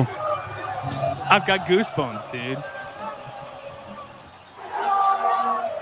Who is that dude? That young guy with the blonde hair? I recognize him from somewhere. I don't know. Yeah, he's from.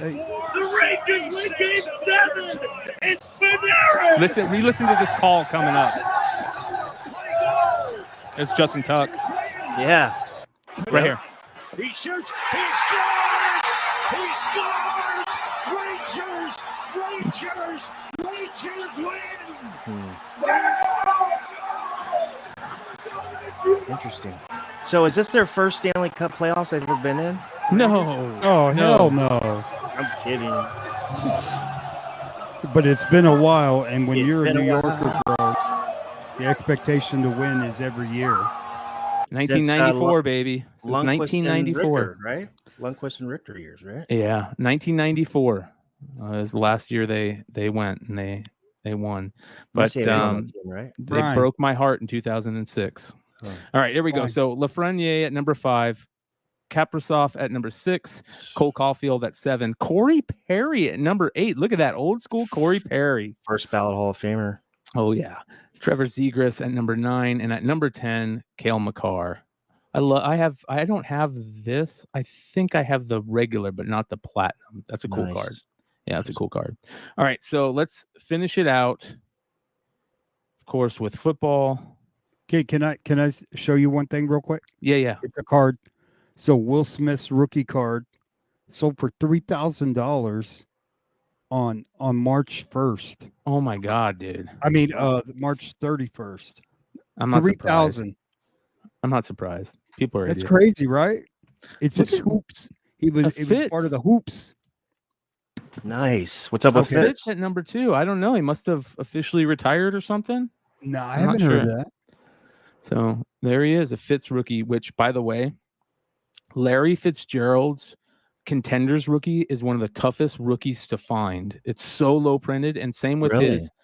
same with his SPX rookies. What year is that, Brian?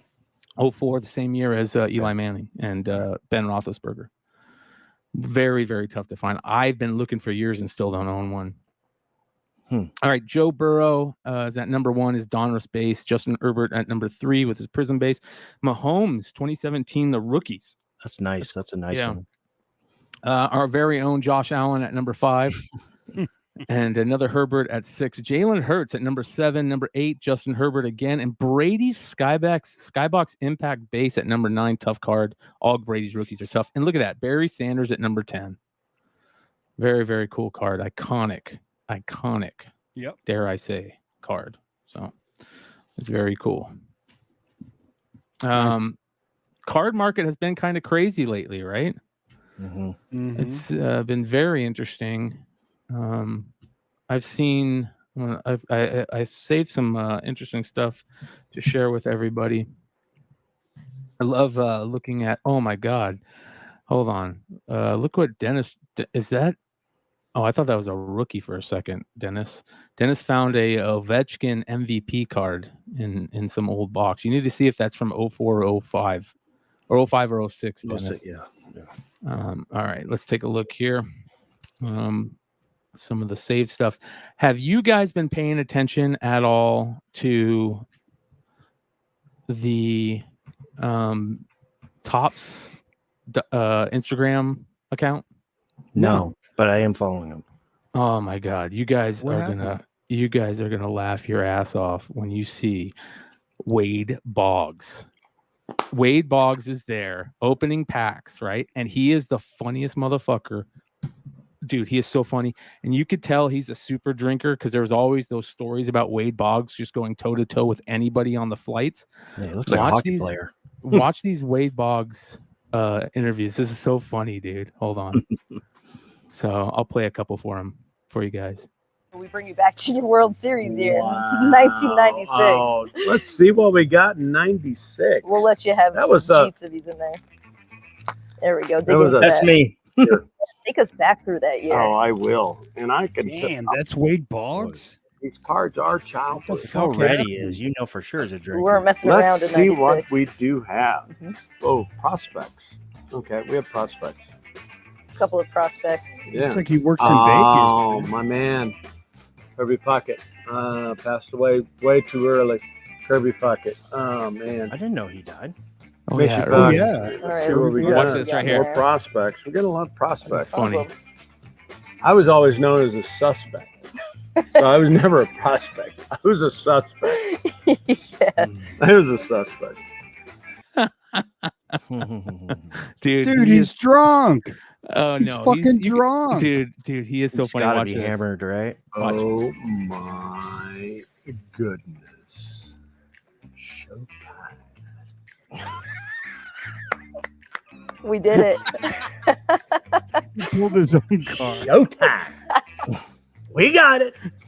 The Dude, I got man fun. with the plan showed up. You got to keep it. Do you have some of your cards? I have all my cards. There you go. But this is a lucky card. This is like, and plus, if you're gonna teach hitting, textbook right there. Look at the lines. All the lines are drawn. They're all clean. Keep your head down. Follow through. Create some length at the end of the zone. Number one. It's just, I mean, dude, they're so good. Do you remember Dude, seeing Royce yourself on a card and- for the first time? Yeah, it was bizarre because the thing about it is you did it for the bubble gum, Mhm. and then you put them on your spokes of your bicycle and Yep. made it loud and everything like that. The very first card, it was like, wow, it's so surreal. It really was. And you say, oh, that's me. Oh, okay. Oh, neat. And then they start making all these different cards along the way.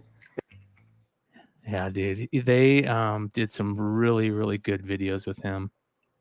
Showtime. This is the Chicken, whole one chicken right here, I winner, think. dude. It's a little stand me out right there. See Should we what both can try find. and Oh, fail to there rip we these open? Wow, it's so surreal. It really was. My son's godfather named him after. The card industry has really gone bonkers. I had 4 intentional walks in one game, and I appreciate that. That was a record. These are the classic cards right here. Played with him in '96, won the World Series in New York. He handed me the ball and said, "Hey kid, all you need is $29.99." And I went, "Well, that's a long way from now." These cards are childproof. I was always known as a suspect. So I was never a prospect. I Yeah, was he a holds the suspect. records for 107 beers on a plane ride once. Get The only the thing fuck person, out of here. The Yeah, man with the plan. I think the only guy to beat him would be Andre the Giant. So, yeah. So that, I mean, if you guys want, go take a look. There's more on there. He is so freaking funny. So funny. Like next level. I never thought he was going to be that cool. He was super cool. All right, let me show you guys some You know other that cool stuff. Wander Redemption, it was an 87 tops black, right? No, gold. Gold? Okay. Yeah. Auto. And Yeah. so last year, I mean, this is the black, but last year they did 86 for Series 2, right? Tops. Yeah. And this is kind of similar. It's not a Yeah. redemption, but the Key Brian Hayes. It's Yep. out of 199 though. Yeah, that's awesome. I love those cards, man. On card. I love those cards. I was hoping Nate was going to be here tonight to show you guys this. Check this out. Why is this 1982 Snake Eyes G.I. Joe action figure valuable? Number one, Snake Eyes was easily the most popular of the original 11 G.I. Joe action figures offered by Hasbro in 1982. It's here, the G.I. Joe collection. Why do I say that? Because Snake Eyes is one of the few action figures to appear in multiple variations across the entirety of the G.I. Joe action figure line. Not only that, Snake Eyes has proven so popular that he's appeared in comic books, cartoons, and the recent G.I. Joe films. But that is just the beginning. Number two, simply put, Snake Eyes was cooler than all the other action figures. With his black costume and the fact that he was both a commando and a ninja, and he was one of the only figures to have his own specific mold. And number three, this Snake Eyes is in fantastic condition, considering that it's nearly 40 years old.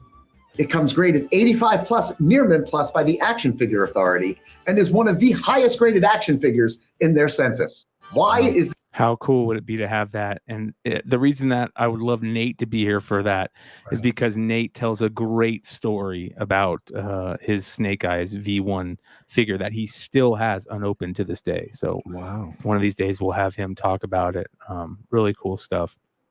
Did you see this? This was pulled. Rip and Wax pulled one of these. Oh, you told me about it. Okay. Well, this is the Super Fractor, right? And that's the same card set, I believe, that I have the Key Bryan for. That's right. Okay. Yeah. Nice. So that was pretty cool. He also pulled a gorgeous Wander. Wander. Let me show you guys. Top Sterling. What is market right now in a Sports Car World? What's up? What's up? What's up? So this is what he pulled the other day. Nice. Oh no, that's the Acuna. Here's the Wander. Number 25. Sick. Yeah, beautiful. Beautiful, man. So that was really cool. All right, let's get into you want to get into the market report real quick? Yeah, let's do this. All right, here we go, you guys. The market report for May 18th, 2022. Let's get into this. Basically, I've got a lot of, I mean, this is a massive market report this week. Let me do this here. Well, it's not massive, but it's cool. Okay, here. Hold on here. Okay. We have some crazy stuff. Let me do this. Get rid of this. Get rid of this. And after our market report, you guys, we will do our giveaways. So stick around for the market report. All right, here we go. 2022, May 18th, 2022 market report. Let's get into it. We're going to start with some cool stuff here. We're going to drop us below here. Okay, we've got some Batman, interesting Batman stuff. Batman 423, a raw, quote unquote, high grade copy sold for $405 on 25 bids. What? Yeah. That's where that book is now? Yeah. Crazy, right? This Batman 608, whoever stole this for $625, and again, I'll say stole it.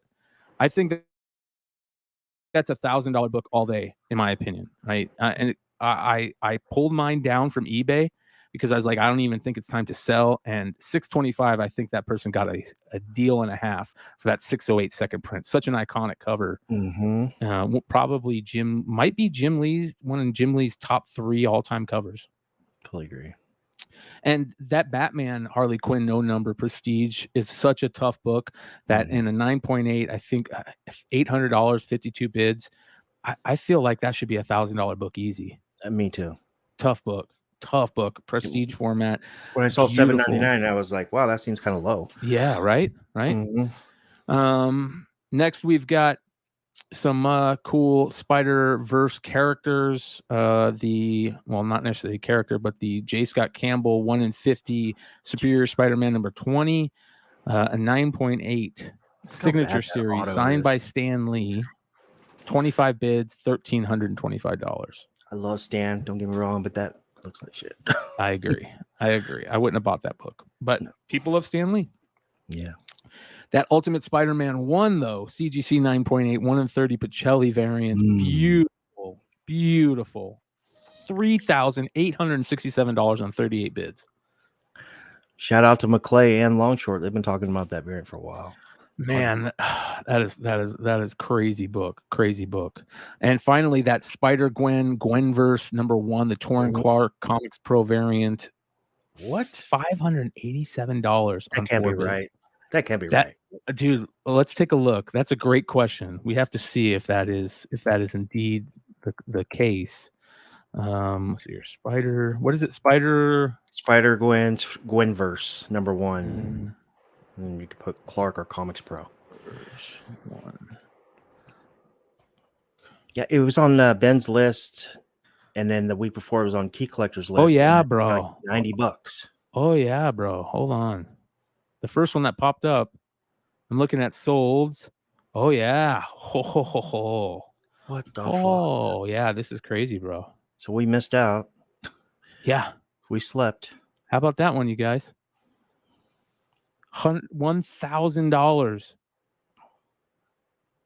What is going on?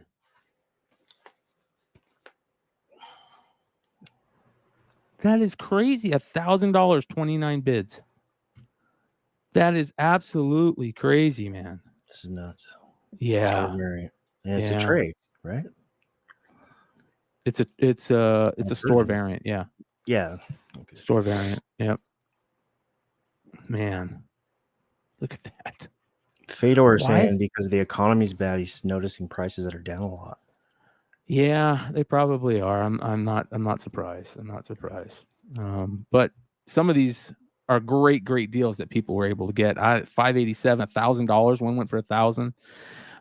Here's some books that we've talked about recently. The CGC 9.8 Secret Wars 1 Alex Ross cover A 9.8 cover A of that book. 54 bids, $305. Isn't there like 500,000 of those? Yes, a lot. The number 1 in 100 Jim Chung variant that was number 1 on the Hot 10 list last week. $530 for that, which if a cover A is going for 305 and a 1 in 100 is going for 530, huh? It's low. Yeah. And every day I see another one of these Strange Academy 1 in 50 Opeñas, and I see it's going for more than what I'll ever see one for. $617.74 on 13 bids raw for that Strange Academy number 1 in 50 Breakfast Club variant. Fuck. Oh, I love that book, man. Love that book. Me too. Mel was talking about the Gamora 2 recently, and we were talking about, when do we will that book ever catch on again? Will he ever get that stink away from him of being a copier?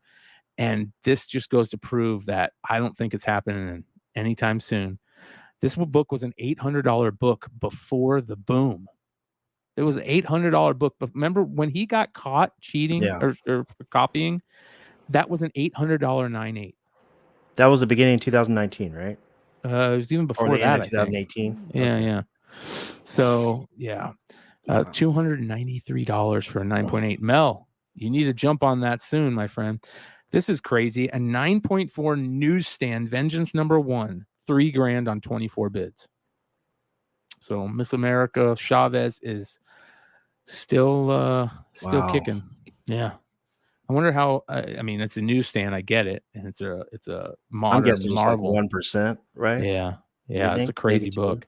How much wasn't that book ordered like low, like below like 25K or something? I don't know. It was the event that was going on, so maybe not. That's a great question. If anybody in the chat knows, So. The Wonder Woman 204, an 8.5, of course, first appearance of Nubia, sold for $430 on 40 bids. Shout out to Kyle and Rob Fordham on this one. This is a book that they're always buying. Kyle's wife's name is Nubia, and of course, Rob owns the set of the Nubia comics, including all the foreigns and a double cover, which is crazy. Yeah, awesome. Absolutely crazy. So, all right, next we have got some G.I. Joe books.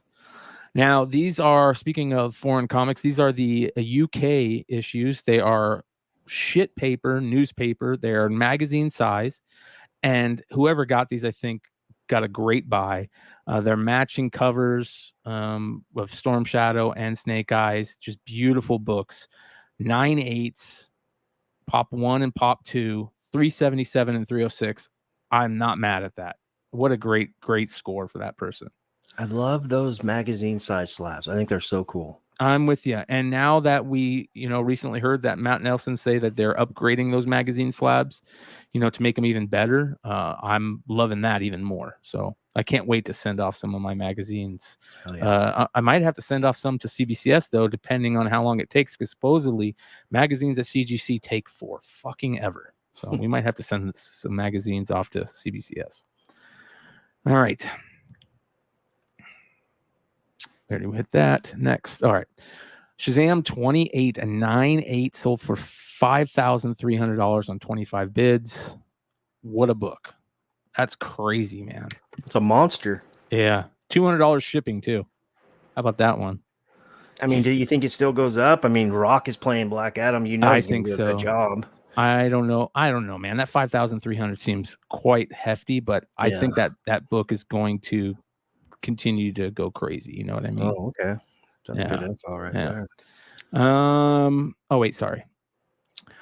So the Amazing Spider-Man 33 is the book that Stein talked about last week on the Hot 10. That is his favorite all-time cover, Amazing Spider-Man number 33. Iconic issue. Here's a 5.0 signed by Stan Lee. It sold for $1,025 on 33 bids. And then a really cool original art page from Ramona Fradone, who is early female creator. She is helped create the Wonder Twins. And this is a page from Super Friends number 27. And I've talked about Ramona before. I love talking to Anna Love about Ramona. She's got a great story about her. And I think Ramona is just one of those cool creators to try and search out and get her to sign stuff. I don't know if she's still signing stuff. She's very old. Hopefully she's still around. But you know, $598 for an original page is pretty cool. Next, we've got 2 X-Men number 1s, a CGC 4.0 trimmed or a 1.0. Which pick your poison? I'll take the trimmed. Yes, sir, all day. Yep. All day. That is crazy, man. That thing presents beautifully. Yeah. Yeah. And once we're getting in that area, does it really matter? You're probably right. Yeah. Until you get high grades. Hey, shout out to Chris Colbert, who has like 10 of these things. I would love to hear what his thoughts are on this pick of a 4.0 trimmed or a 1.0. All right. Next, we've got some cool variants. Shout out to Big Dog Inc. and Longshort, who I think talked about this Ursa Minor teacher's pet recently. Tom Hutchinson, a Big Dog Inc. local here to Phoenix. Shout out to Big Dog Inc. That's a crazy book a lot of people don't know about. Then you have that Miss Marvel number 1, 9.8, the 1 in 50 Art Adams signature series, $583 on 20 bids. So I like it. I think it's a cool Art Adams cover. And then the Batman Beyond 9.8, CGC 9.8 for $2,000, $2,151 on 15 bids is crazy to me. My favorite comic, Batman. Really? Yeah. I just like the red. I mean, not really the personality, the story context. I just like his costume, his get up with the red. Yeah. Next we have. So we talked about magazines. I love magazines. I collect magazines and I love weird shit. And I think maybe if CGC can speed up their magazine grading process, have better cases, and with CBCS grading magazines now, we might start looking at magazines to get graded. And these are some cool things to look at. Popular Western from November 1934, first issue of Popular Western. That 9 bids, $256. That would be a cool book and decent grade to grade. But that Teen Angels magazine is so cool. Lowrider culture. One of 350, there was a couple sales, but the number 1 is so cool looking. So there was I just love those weird magazines that people loved. And the lowrider culture, the Chicano culture is super, super strong, and people collect that stuff. So that would be a really cool book to, if you have high grade copies to get signed. You had me at magazine. I'm all about magazine. I know, dude. I love them. Some other cool magazines. These are Swedish, and they're early covers of Joe Louis, a 1950 Swedish Rekordmagazinet. I don't know what that is. It's number 9 of, they're like boxing magazines, and they got beautiful painted covers. 9 bids, $136. Joe Louis on the cover, beautiful.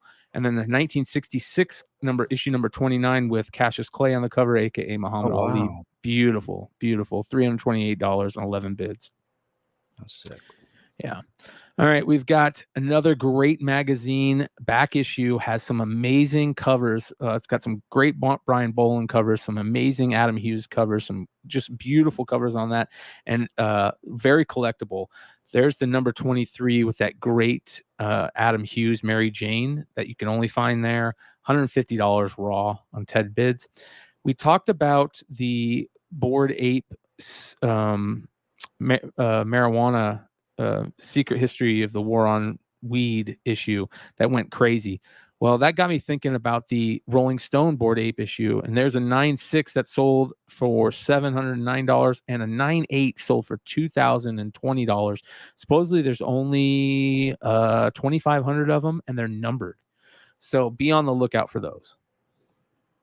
And could you imagine grading a Rolling Stone? That might be tough. That would be, yeah, definitely tough. That's a hundo. Can you press? Have you ever tried to press like Rolling Stones? Yeah. I could press those. Yeah. I mean, I'd rather press those than square bound prestige. If those ones are square bound prestige, because some of, like, I think the newer ones have staples or whatever.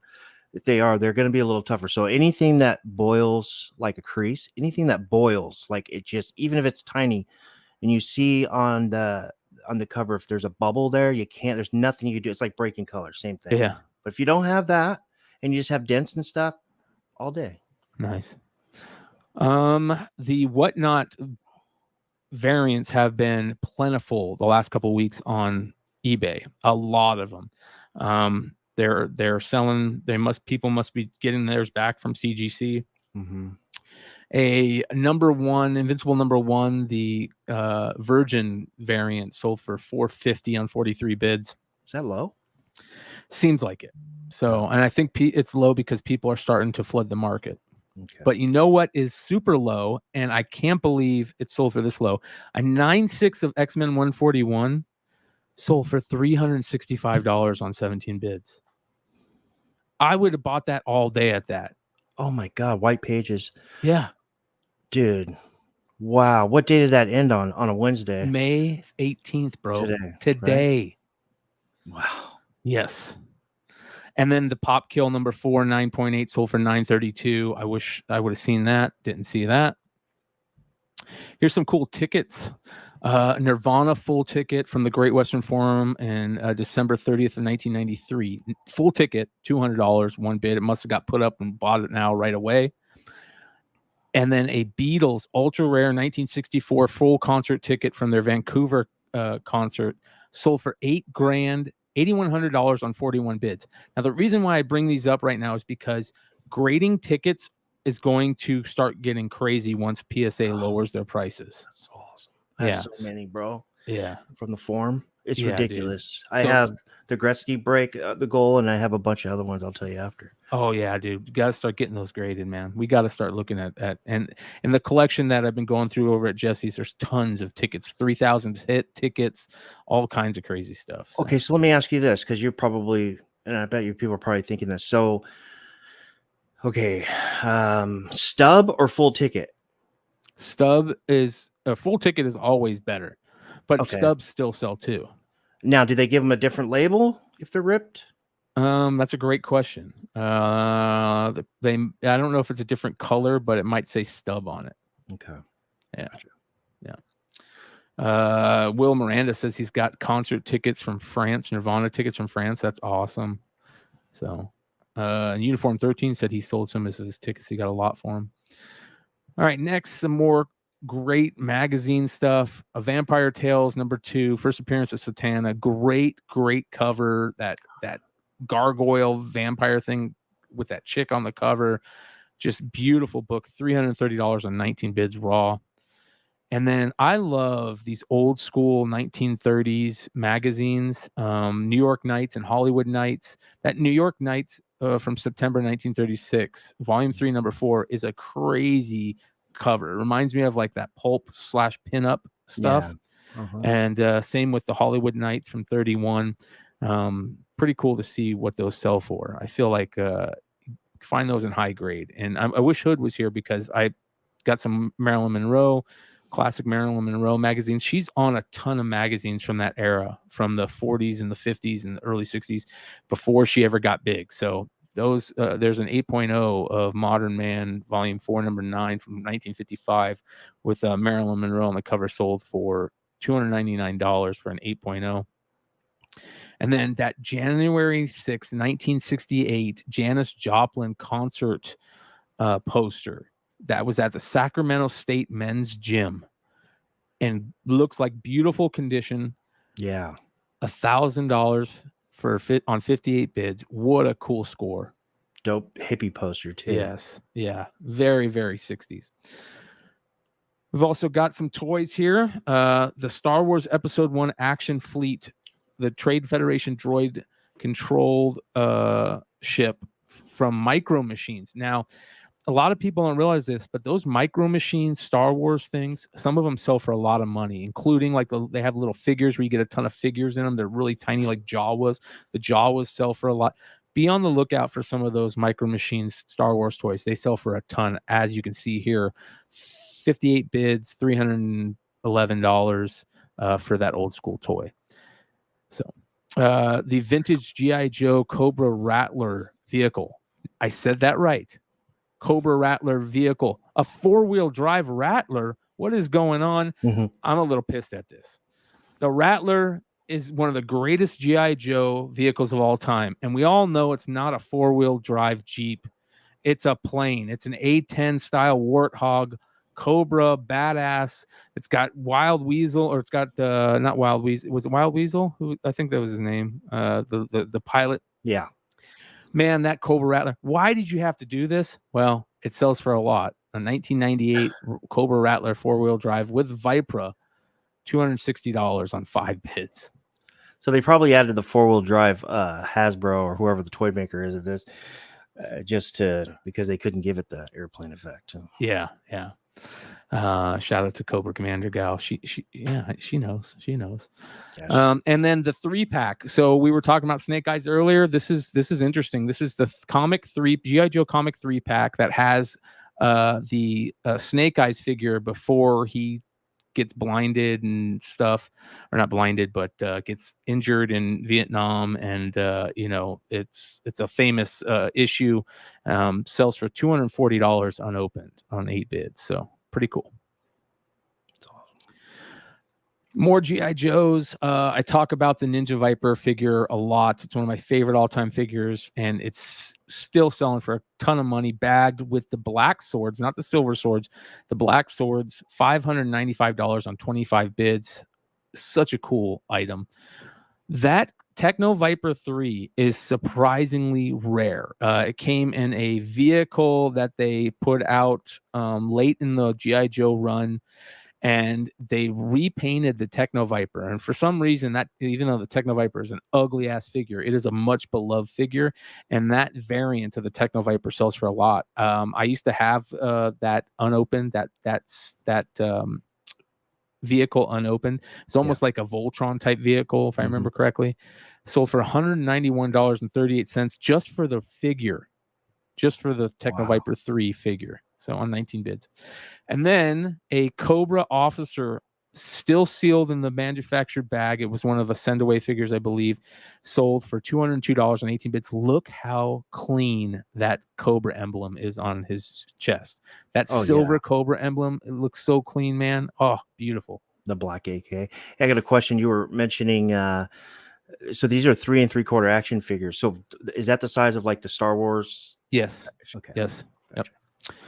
All right. Next, we have some Teenage Mutant Ninja Turtles. The Undercover Raphael figure unopened, $2,346.77 on 34 bids. That's crazy. I think we talked about that figure last week. It sold for another crazy amount last week. But then the Invisible Man Michelangelo mint on card sold for $715. I feel like that's low, but I might be wrong. That Invisible Man Michelangelo is a tough figure to find. Super tough. And some, a vintage He-Man figure that is super, super tough to find. The Twistoid figure, complete but loose, sold for $341 on 25 bids. I think he was a European figure. Dennis, if you know, let me know. I think he's European. And then 2 Jordan starting lineups sold. The Kenner or the 1993 starting lineup, but a green tag sample. So just like the green tag figure we saw a couple weeks ago, this is same type of thing. So for $204 on 39 bids. And then the 89 one-on-one, him versus Isaiah. What a great item. Sold for $330 on 16 bids. Starting lineups, man, they're starting to raise in value. What so I'm familiar with the one. He had a variation. What year was the one where he's on the stand, he's dunking? That was 88 also, I believe. So I think that was like his second or third year, right? And there was a variation of him shooting. I wonder if these one-on-ones are being sought after over those, because I don't think those are over $300. Well, those one-on-ones, a lot of them were big deals in all the sports. I know there's a Lawrence Taylor one that's really cool. So, to have him versus Isaiah, which the two hated each other, super enemies. The stories about them hating each other are big deal, and it's kind of a cool little item, I was all about starting lineups. I just didn't. I mean, I stopped collecting them all through high school because I was telling you, my mom worked at Thrifty Drugs. She was a manager, so we got first dibs on all that stuff. And dude, it's just like all of a sudden they started changing, they started getting bigger and stuff, and I just got over it. Yeah. All right.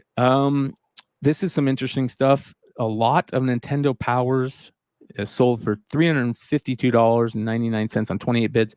But let's take a look at what we got here. So we've got the original issue and some of the early issues. There's Ninja Gaiden, Dr. Mario, but Zelda issue. So a huge lot. It's got the second issue. That's the Ninja Gaiden. It's got this Joker issue. That's a big deal in the set. So a really, really nice run here. I don't see the Teenage Mutant Ninja Turtles one, which is number 10. But a huge run of Nintendo Power here for $350. I think this might have been a really good deal. Whoever got this. So you got the number one, the not the sample copy, it's the regular edition. But that being said, here's a number one by itself. Super, super nice. Look how nice this is. Very, very nice for this book. Usually this is just tore up. Here's the back cover. A little messed up on the back cover. That's brutal. But the poster is there. There is the second Quest Zelda map, which was such a big deal when this book came out. I remember that so many people bought it just for that. Yeah. So $230 for that. But look at what the sample company sold for. Somebody got lucky. Free sample copy, $350. If somebody bought this in our community, let me know. Hit me up on IG. I want to know what it grades at too, because this might be one of the nicest copies of a sample copy I've ever seen. These things are so rare, you guys. So rare. Look how nice that is. Again, free sample copy. Instead, the regular ones say free poster inside. This was the one that was given away to people who were part of the Nintendo Fun Club, and they sent them to those people. So rare. Look how nice this is. This thing is going to grade so high, and just the poster is complete. Whoever bought this got so damn lucky. So lucky. So congrats on them. Some more. If we were still at Flipside, bro, I would be geeking out over these. Look at these. Vintage punk magazines from 1977, number 2, 3, and 4, called Flipside. Look at these, dude. Los Angeles Flipside. These 3 issues sold for $2,284 on 22 bids. Oh wow. What is that, like the Mob or something? No, it's a punk magazine. Oh, it's a fanzine? Yeah. Oh my goodness. The Weasels, the Jerns, Iggy. I need to start digging that shit up. Yeah. That's amazing, dude. Like look at the backs. Here's the backs. Dude, I would be so about these, man. I wouldn't tell anybody about them. I mean, look how cool those are, dude. Old school. I got into hardcore when I was really young, and ever since my first show when I was a kid, I was in 8th grade, I would freaking just collect I would go to the record shop with no money and just get flyers or fanzines. And all my friends used to make fun of me. And now look at them. Look at these, man. Oh. Dino, if you're watching. Here it is. Yeah, there's the inside covers, which got all the stamps. I mean, this is super cool. Like I said, if we were still at Flipside, I would be geeking out over these even more than I'm geeking out about them right now. Yeah. All right. Some more old school magazines. These are Film Fun magazines from 1933. Look at these pinup covers. Wow. Yeah, dude. These are unbelievable. Just beautiful. Wow. 1933, dude.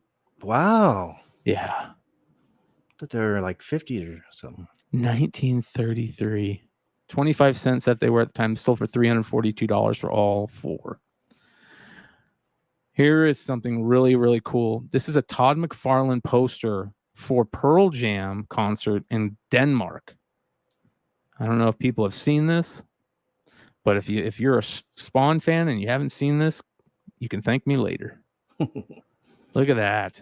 McFarlane actually did it. Pearl Jam poster. Beautiful. Gorgeous print. Special appearance by X. Sold for $400. So I don't know how crazy rare those are, but be on the lookout for them. That's for sure.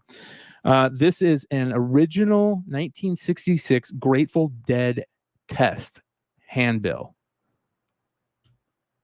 Super, super rare. I'd love to hear something that we could talk to Steve Borok about, the super, super rare Grateful Dead stuff. This sold for $576.66 on 32 bids. So that's pretty cool. This is a Mark Brooks Tool concert poster. That is amazing. Tool is really, really great about getting comic book artists to do their art, as well as greats like, Alex Gray and just, other amazing artists. But here is the Mark Brooks one, which I love because it has the octopus tentacles. And something about octopus art and tattoo octopus art is really badass. Yeah. And this is from the Kentucky show in March 4th, 2022. The sushi's good too. Yeah. So it's actually numbered out of 780. Excuse me. $830 on 47 bids. All right. This is really cool. This is a vintage. Here's the blacklight poster. Here you go, Dennis and Steve, who is into Steve Borok's, I guess, into blacklight posters like the rest of us. This is a vintage blacklight poster, velvet blacklight poster. Here you go. It says, heaven doesn't want me. Hell's afraid I'm going to take over. So there you go. Old school blacklight poster. Yeah. Oh, red. Yeah, right. $100 on 20 bids. Here's another one. Head of the class, old school stoner art blacklight poster. As you guys can see. Very, very cool. So that is awesome. That sold for $129. And I love how he's giving the little, punch you in the arm game, the circle game. Yeah, right. Yeah. Yeah. Yeah. If you look, you got to punch. Me and my brother play this. You didn't wipe it off. You didn't wipe it off. You didn't wipe it off. Yeah. So $129. All right. This is some G.I. Joe convention stuff. I've never seen this. Now, if you remember, there was a G.I. Joe vehicle called the Stun, and it was a really cool vehicle. It was a Cobra vehicle, and I'm going to show you guys what it looks like. And it had these two things that would split apart. Let me show you guys here. I wish the MCU could make a good G.I. Joe movie. So this is a decent poster of it, a picture of it, and it splits apart like this. That's cool. There you guys go. So there you go. Cool. Old school G.I. Joe vehicle, right? Mm-hmm. Well, this is a convention version. Where did it go? Right there. This is from the 2004 GI Joe convention, and it's a Dreadnought version, as you guys can see. And they used to give their conventions in just these cheesy bags. It's funny. A lot of the conventions, you could see it's pink and blue, and I love those colors together, dude. I love those colors. That's the colors that I did for the Bogcast, and those colors go together so well. But it's sold for $181 on 7 bids. Tough convention piece. Love those old school GI Joe convention pieces. Here is a more prototype concept art for GI Joe. This was a Switchblade pilot figure design that I guess they never did. If you remember, we saw one that they never did for a Spets. What's the Russian special forces Spets, something like that. Spets. I'm not new to GI Joe. I was all about it when I was a kid, but now I'm I'm just learning right now. Well, this is the concept art, which is really cool. $190 on 19 bids, and another concept art. This is a Rhino driver. Yeah.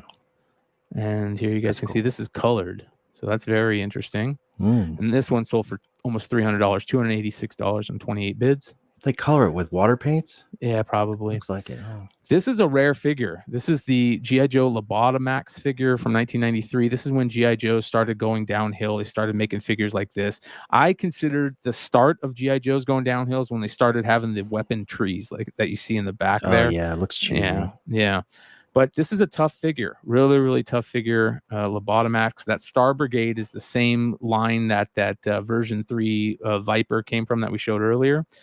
Really, really tough series that a lot of people sold for $310 on 22 bids, carded. So it's employee owned. So it says, let's see here. Oh, it doesn't talk about it, but supposedly it came from an employee owned collection. This is the prototype Street Fighter first shot sample Hasbro rare 1993 figure. So you guys can see it's a prototype of one of the Street Fighter characters, I guess. How the hell do they have stuff like this? I mean, did somebody steal it, or did they sell it on the back of the warehouse? Who knows? $227 on 27 bids. But I have a couple prototypes of Firefly and Snake Eyes and Storm Shadow. I have a rare Snake Eyes figure that I've never been able to find where it came from. I'll pull those out next week. But very, very cool. It's got the parachute backpack from the parachute guys, the silver, I forget what that line was with the silver figures, and the actual parachute too. Yeah, that's dope. This is whoever got this got super lucky. Wow, $495 they paid for this. It had to be just a quick buy it now. Look at all the shit that they got. Oh my gosh. How crazy is this? With the Darth Vader case too. The case full, all these boxed. I mean, this person got so lucky. A reuse still on card, it's destroyed, but who cares? Yeah. There's the Dagobah action figure playset with the box. There's a Snow Speeder in the box. The Cap 2 from Return of the Jedi. I've never seen that. These are the little mini laser cannons. Here's all the figures that it came with. I feel like this person got the Electronic Battle Command game. I might be wrong, but it feels like they got a pretty good deal for $400. Yeah, that just seems way low. Yeah, $500. Yeah, I'm not interested if that guy even sent that stuff to him. Right? How creepy is this? Whoa, that is weird, dude. If I saw Mike this, Mayhew, bro, if I woke up in the middle of the night and I saw this on a something, I would think I was being abducted by aliens, bro.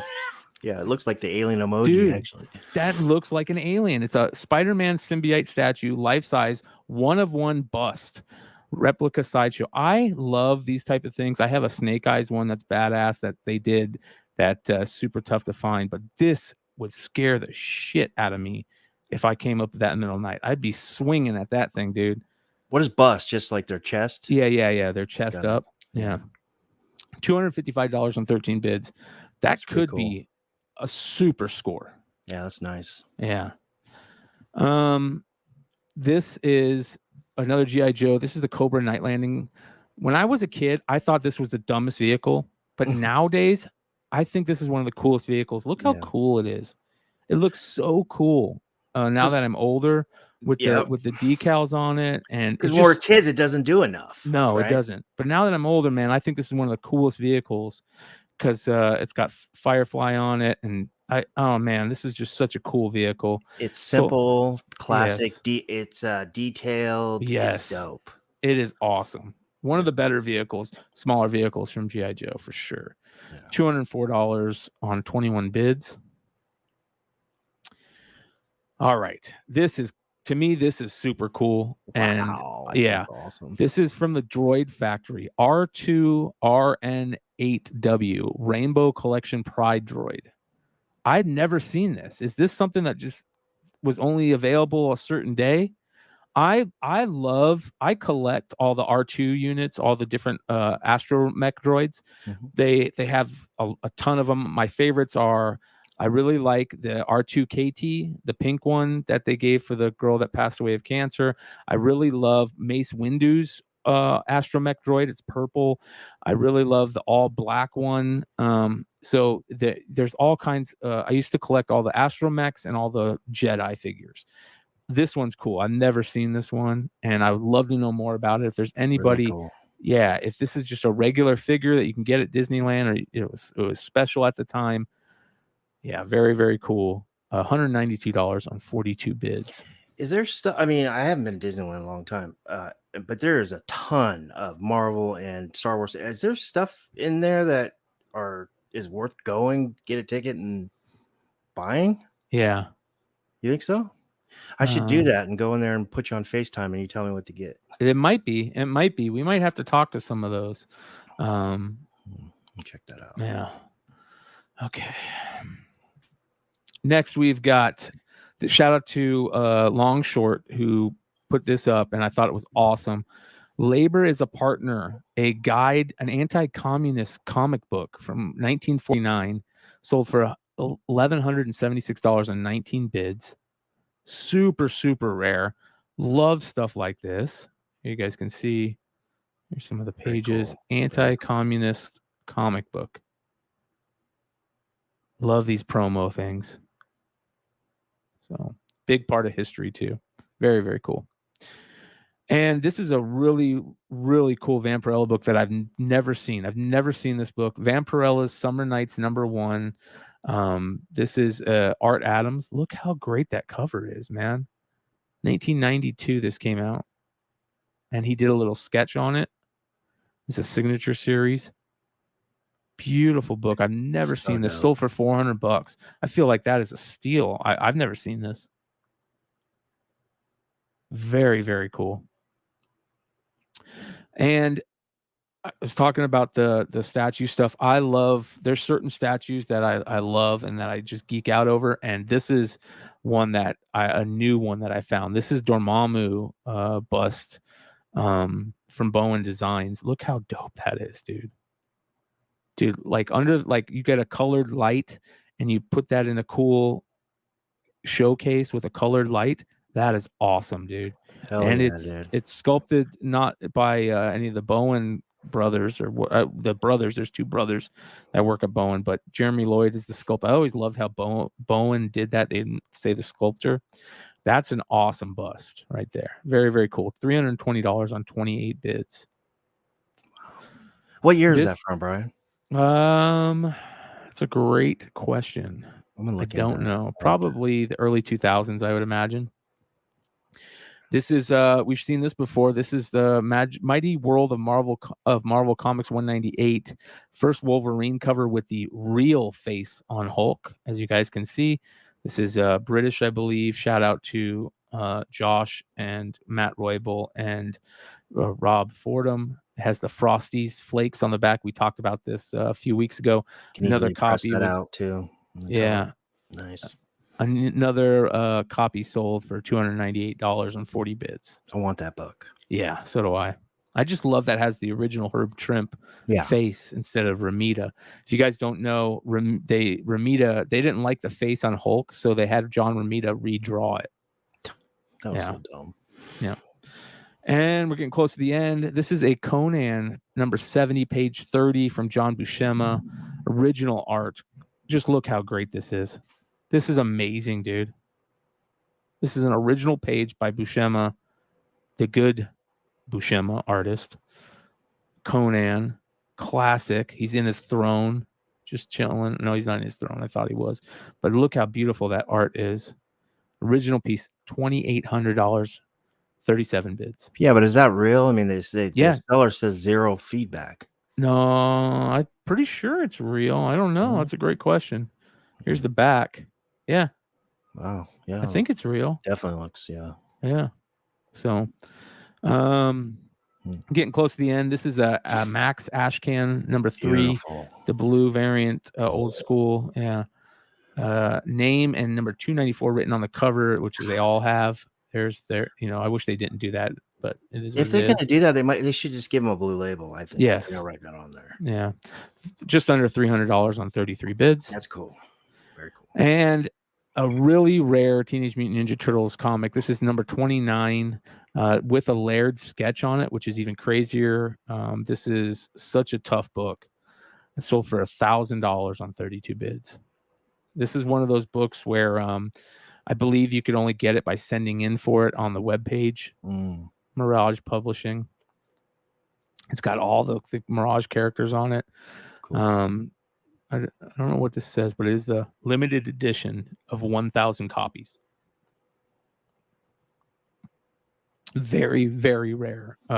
They did these with, I think, at least 2, maybe more books were in the Mirage run, the late 20s and early 30s. And then this is another cool Ninja Turtles thing. This is the Teenage Mutant Ninja Turtles number 1, the Street Collectors Edition from 1988. I've never seen this. Neither have I. I don't know if this is supposed to be super rare or not, but mini comic. Yeah. Who was it on the flip side that was all in the mini comics? Yeah. Paul W. is really big into turtles, and yeah, $710 on 35 bids. It's a mini comic, really, really cool. And last but not least, you can't end the market report without an Ultimate Fallout 4 update. Well, here is a lot. Now, this book is selling polybagged for $1,000. Oh, yeah. Somebody fucking scored. Look at Holy this. Shit. You get the first appearance and the second appearance. You get the first appearance. You get the second appearance. The first appearance still polybagged. And the second print of the variant of the second print for $800. That's a great deal. Dude, I don't know how the condition on them, but at $800, holy cow, somebody got a good deal. You might want to check that seller's other listings. I know, right? It's still polybagged and that is crazy. Let's see what else he's got.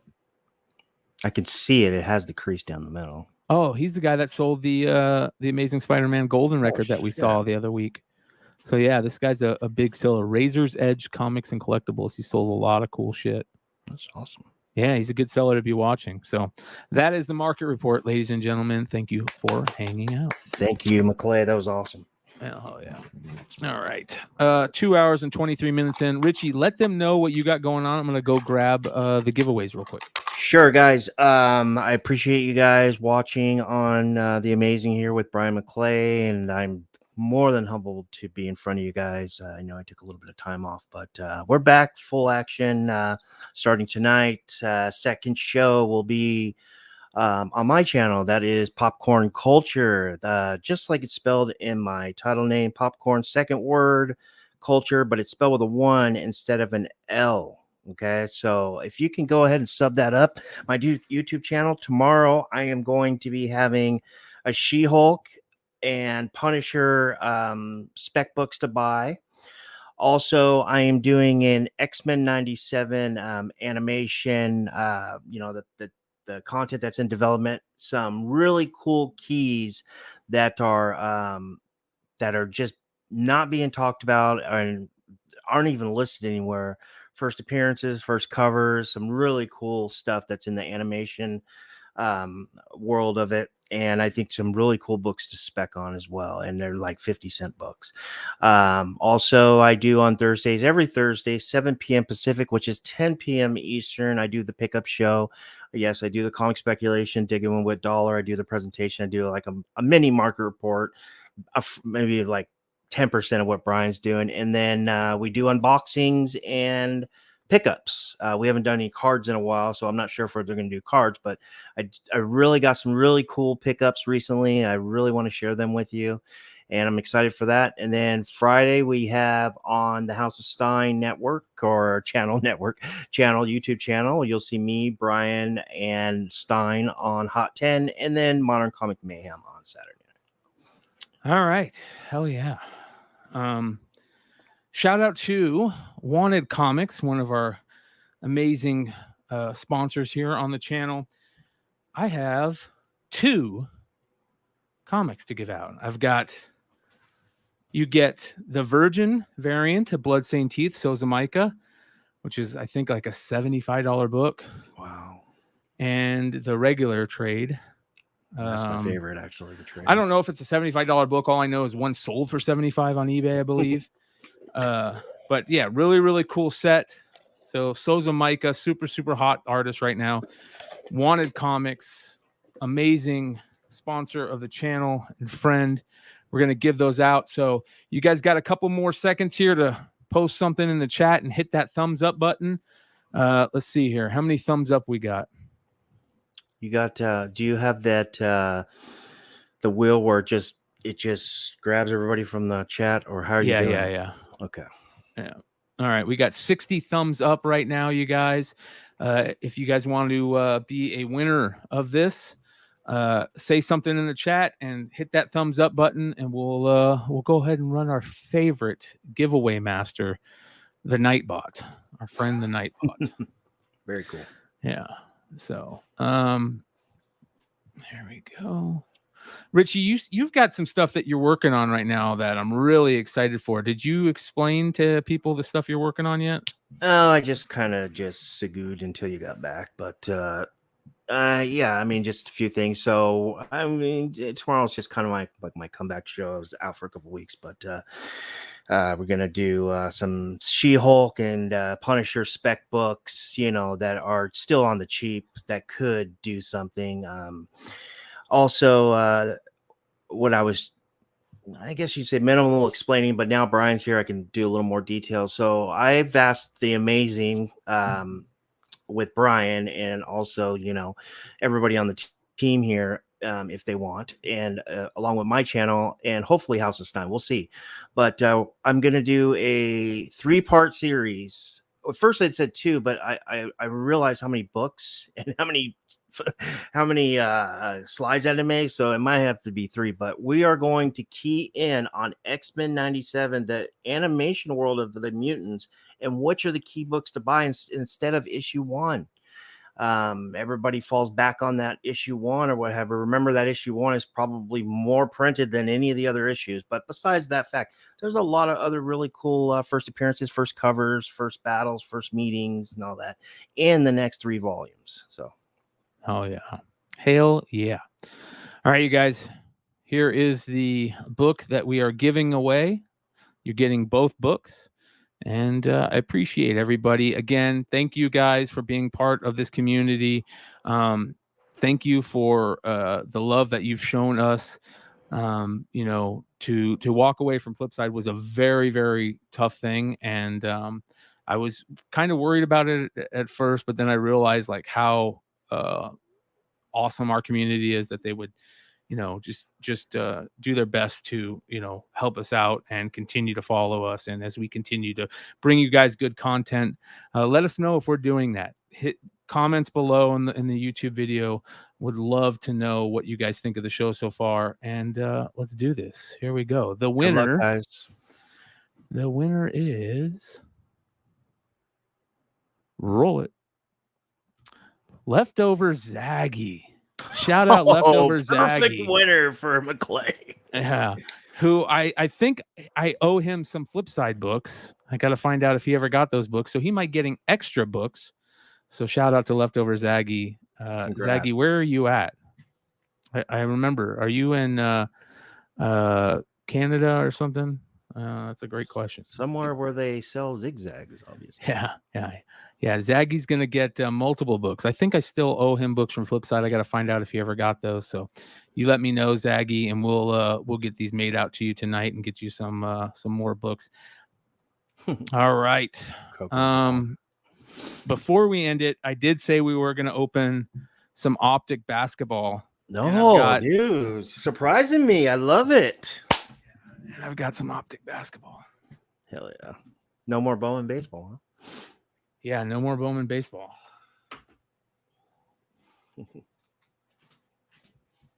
Have you checked the stats on Jazz Chisholm lately? Is he still doing good? Or? Oh, he's probably still killing it, I imagine. You know who's playing really good right now is Alec Baum. He's batting second in that stacked lineup.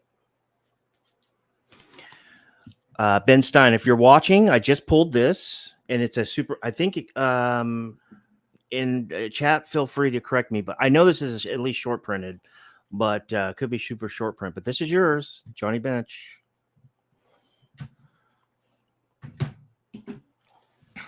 All right, good luck there, Brian. Dennis says, "Let me buy a pack." Hey man, I'm gonna be. I'll be doing a box break sale coming up. The mystery packs will be available for auction. We just got to figure out a way to get. I can't, for some reason, when I do cards, I can't get anybody in there, man. It drives me crazy. What in the breaks? Yeah. Well, we need. I need to figure out a way to get more people in those breaks. I still got a bunch of the mystery packs available. So, all right, we're going to rip through these. We're going to just put them all. I'm not going to look at the bottoms because I think the bottoms tell you all the cards. Gotcha.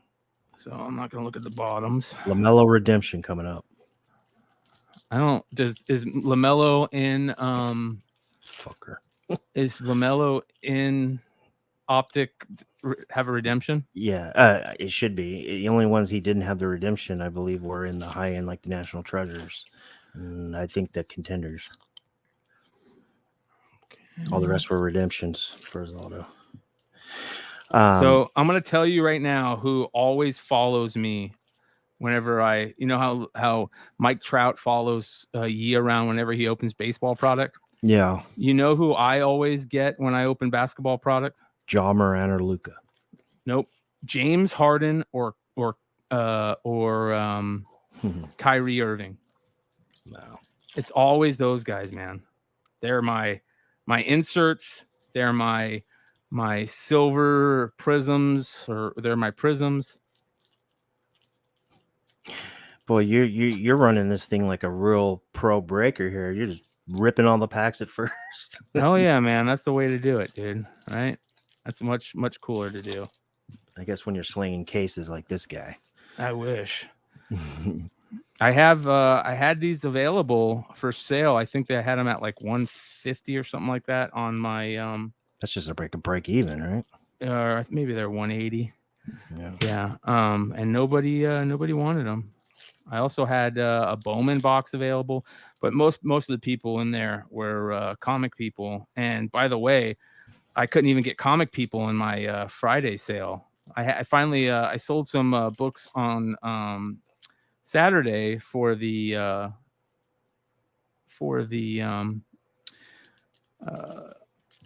foreign sale, but couldn't sell any on my Friday. I only sold like 2 books. Shout out to Laura, Bird City Comics. Hi, Laura. Laura's in the Anthony, house. what's going on? If you guys are What up, not Bird City, if you're not or you don't know about Bird City Comics, one of the best online retailers I've ever dealt with, and I've also just witnessed, who also deals in store variants, retailer variants. Awesome people too. also sponsors of the channel, the FOC segment every Saturday night, brought to you by Bird City Comics. Good people, great books. Yeah. I was talking to McClay the other day, and he goes, what are you doing? And if I'm not packing books, I'm complaining about something. And he's like, yeah, it's just like when I talked to Anthony. He's always packing books. And he says he's a machine at it. I got to learn some tips. Yeah, that's hard work right there. Yeah. Shout out to them. Yeah. Did you guys see the latest breaker news about people cheating during What? breaks? No way. Yeah, man. Another breaker got was opening. What is the really expensive football stuff that's out by Panini that, you Mosaic? get? Is it Mosaic? Mosaic. No, it's not Oh, Mosaic. okay. It's higher end National Treasure stuff. I think it might have been National Treasures, and he got a redemption, Justin Fields redemption, and he sleight of handed it and like it never came out of the box, and he left it in the box, and somebody saw it and was like, hold on, what was in that box? And the dude totally got caught trying to hide it, and and then when he found it, he was like, oh my god, I can't believe that, that's amazing. What was this on? Right. Whatnot? What was this at? I'm not sure. I gotta find James sent it to me. I'll show you guys after this.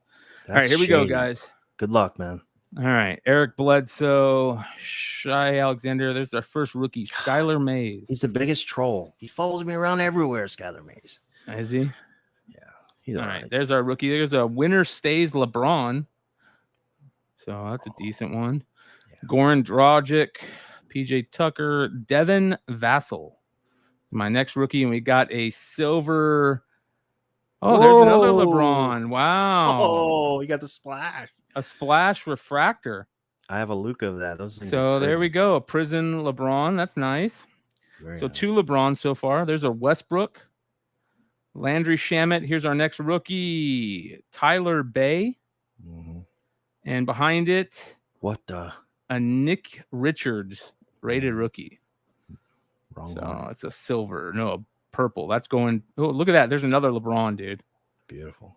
And this has got. Look how bad that card is. See that there? Jesus Christ. Look at that. Look at that print line. Oh my gosh. That is terrible. That thing.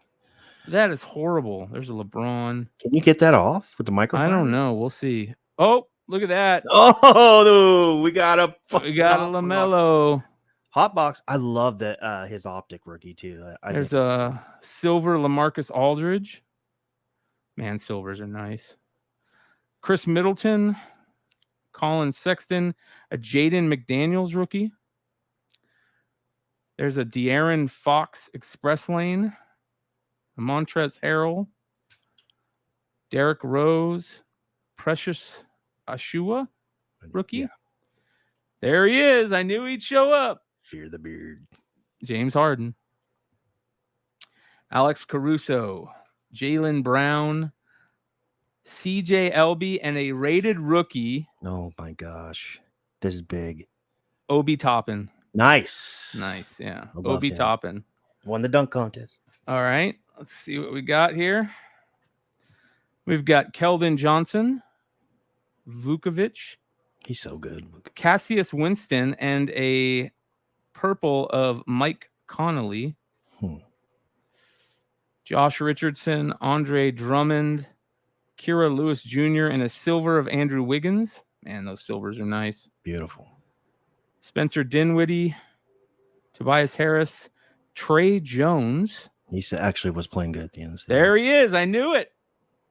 I knew it, dude. I told you. They follow me around, man. All right. Josh Okogie. What is this? We got a Cole Anthony. And what is behind here? Ooh. Is that Anthony Davis, my house. That is pretty, man. I thought it was LeBron, but look yeah, how it's still pretty cool. that is. Holy cow. That's Very beautiful. Nice. Yeah. Be nice if it was LeBron, man. That'd be like 4 LeBrons in this box. Rudy Gobert, CJ McCollum, and Nico Mannion. And we've got a purple of Malcolm Brogdon, Jackson Hayes, Seth Curry, Josh Green, a Chris Middleton splash, Zion, Ricky Rubio, Nick Richards. I already pulled that dude's card. There's a Curry purple. That's nice. It's beautiful. Lonnie Walker, Kevin Porter Jr., another Obi Toppin rookie, and a winner stays LeBron. Holy cow, bro. That's sweet. It's clean too. That's 4 LeBrons in this box. Gordon Hayward, Daniel Ochuri, and at my house. Holy cow, dude. Another LeBron. That's 5 LeBrons. Dante Vincenzo, Alfred Payton, Devin Dotson, and a Kawhi T-. Man, these as refractors are beautiful. Yeah. Marcus Smart. There's a jaw. Nice. Really nice jaw. Jalen Smith and a silver Lou Williams. What happened to Jalen Smith? Okay. He got traded, I think, right? Yeah. There's a regular Kawhi. Isaac Okoro. He had some good games this year. He's gonna be good. De'Aaron Fox, Express Lane, and a Desmond Bain. Nice. Number and 2. another Irving. Beautiful. So there we go, you guys. Fun box. Now, just because I'm in the mood, let's finish off this box, which I opened half of the other day. Just because I'm in the mood. I'm in an opening mood. All right, let's see here. Cards. All right. We have got Danilo Gennari, Luke Kennard, Shai Gilgeous-Alexander, and an Isaiah Thomas Express Lane for you Detroit guys. I'll send that out to you. I mean, was Isaiah Thomas that good? Yes. For sure. I can't remember. Vernon Carey Jr. rookie and a Precious Achua Prism. Dude, Precious Achua is money, dude. Is he? Dude, he's that gonna good? be a superstar. Yeah. Okay, good. All right. Wow, you guys. Another LeBron. Bridges, Devontae Graham, Colin Sexton, and a Splash Brothers Prism LeBron. Wait, is that the same one? This is, it might be, dude. I have to That look. is rare, dude. Those are sought after. Wow, dude. All right. We've pulled a lot of cool LeBrons. All right. What do we got here? We've got a Oladipo, a Levert. Here's a Nora rookie and a Mikal Bridges purple. Nora's pretty good. I wish they would give you 5 2-ray rookie guaranteed, and then where's that? That's the, there we go. All right, all my base I usually just throw away unless it's like, I've been doing that lately since you told me about it. yeah, it's just not worth it, man. All right, we've got a My House Paul George on the back, it looks like. Kuzma, Connolly, My House Paul George. What's up with Kuzma? How did Kuzma play this year? Kyle Kuzma, pretty good. I mean, up until whenever. I mean, I always saw his name in double digits. All right. Aaron Nesmith and a Bam Adebayo Air Defense. Uniform 13 says LeBron, the easiest sell in all of collectibles. Fuck that D-bag. Yeah. I don't like him either. I think he's a piece of shit. All right. Jokic. Oh, we've got something upside down here. Oh my gosh. You know how hard it is to get an upside down card in an optic retail box? All right. We got a Joker who won his second MVP. Come on, LaMelo. Please. A rated rookie, a Patrick Williams rated rookie. Beautiful. All right. And then on the back, a Giannis T-. Okay. This is a good sign. All right, you guys. Here's the big one. Here we go. You ready? Oh my God. Wait, Jeff Mullins. I mean, he's in the Hall of Fame, isn't he? No. No. What are you doing to me? He's a Panini? Sun. He played for the Suns, I think, though. No. He's played. Well, I've never even heard of Jeff Mullins. I've never heard of Jeff Mullins. What are you doing to me, Panini? What is your problem? We get the worst autographs in these retail Panini. Retail Panini. It's either Danny Manning, Jeff Mullins. Who is the San Antonio Spur I got? Yeah. Ugh. I got Gerald Henderson one year. Yeah, like what the fuck? I've gotten 2 Danny Mannings, I think. There's another LeBron. Holy shit. Kevin Porter Jr., another Isaiah. Uniform 13. Retail 6, bro. You get the janitors. Hell yeah. Uniform All right. 13, you're the man. All right, here we go. We've already pulled the auto, so everything else is going to be downhill. All right. All right, what do we got? We got a rated rookie, Sadiq Bey, and a Durant. Winner stays. Is Durant going to sign with the Suns? I don't know. We'll see. That guy's due to retire soon, isn't he? Yeah. All right, we've got Eric Bledsoe, Markel Fultz, Ricky Rubio, and a silver of Terry Rozier. That's going to Nate. Saving all my no-name Hornets for Nate. Just drop them off on him. Carmelo, here we go. What do we got? Malachi Flynn and a purple rated rookie of CJ Ellerby. I think he started coming on at the end, right? Wasn't he pretty good? I don't know. That's a great question. Trailblazer, I don't really know. All right, last pack mojo. Here we go, you guys. Here we go. Mojo. Drum roll, please. Watch, it's going to be LeBron auto. It's going to be James Harden. Tim Hardaway Jr. Seth Curry. Nope. Kyrie Irving. The other troll. Yeah. Winner stays Kyrie Nice Irving. card, Okay. So let's see here. Here's all of our base crap. That you know where this goes. In the trash. You don't even put the set together? No. Fuck no. That's a waste.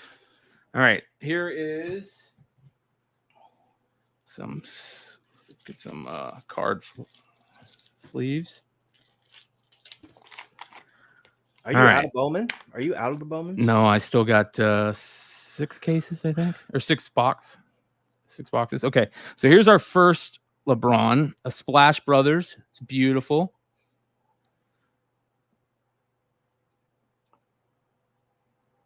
It is a prism. I don't know if it's purple. I think it's purple prism, which is nice for the Lakers. Dennis says he hoards space trash. Dennis, I need you send it to your office. I'll send you monster boxes. I know. Here's the precious purple. That was a nice hit. Yeah. How's it centered? Clean? It's centered, yeah. Hold on, let's take a look. But I just hate Panini. No, left or right, it's not very good. Yeah. Panini's quality control is garbage. All right, here's the My House LeBron, non-prism, but it's very, very cool. All right. Do Kabooms come in optic? I think so, right? Downtown is in the prism, so. All right, here is the winner stays LeBron purple. That's very cool. Man. Okay. So there's another LeBron. Here's the Obi Toppin purple.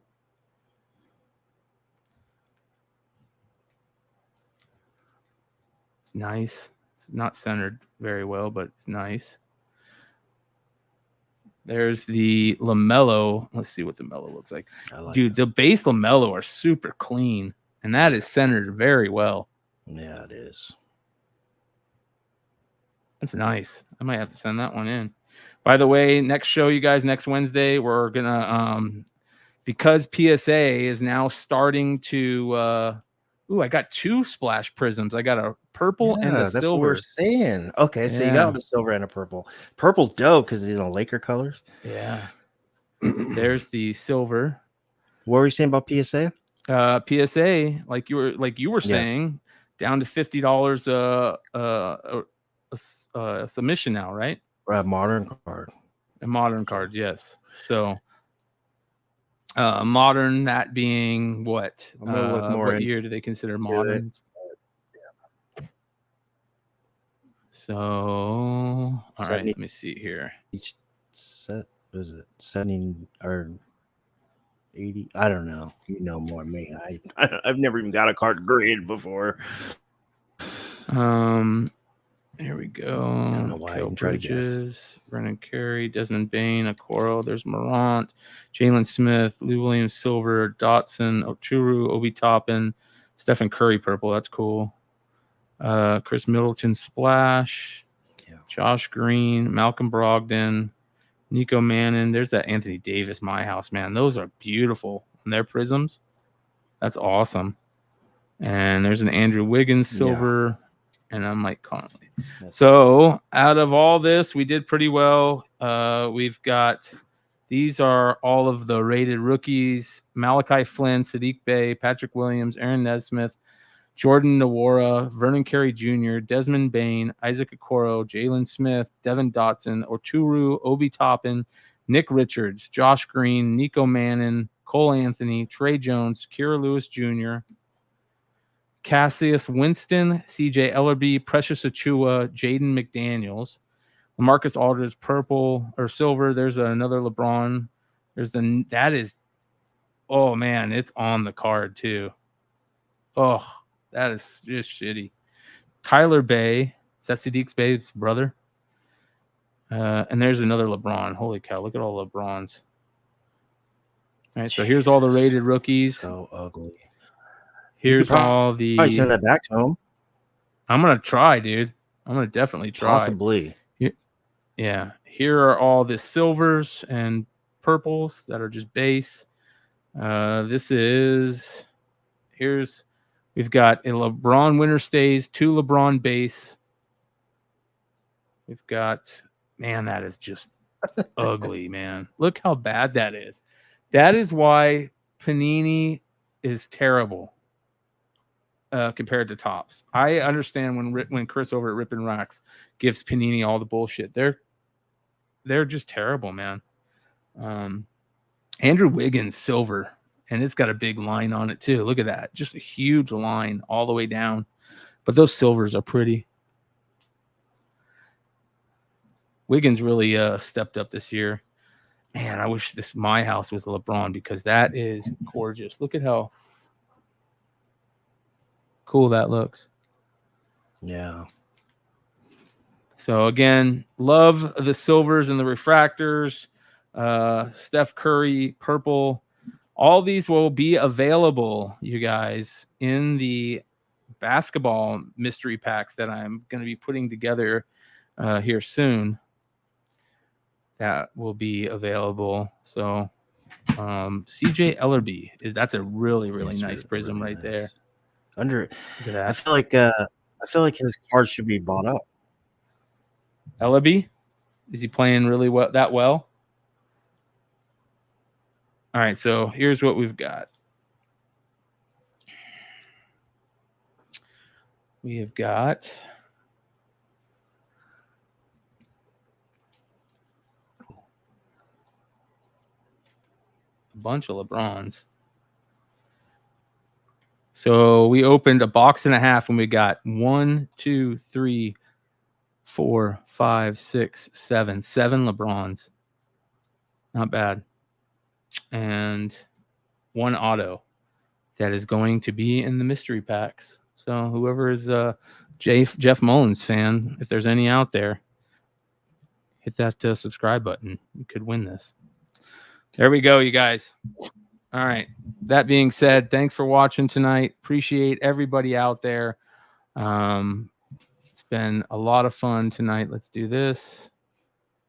Guys, sub me up. While I'm here, I ripped a couple Topps monster boxes or mega box. They call them megas now, but same thing. This is what I got out of the three of the mega boxes. I got 1 Wander base out of 3.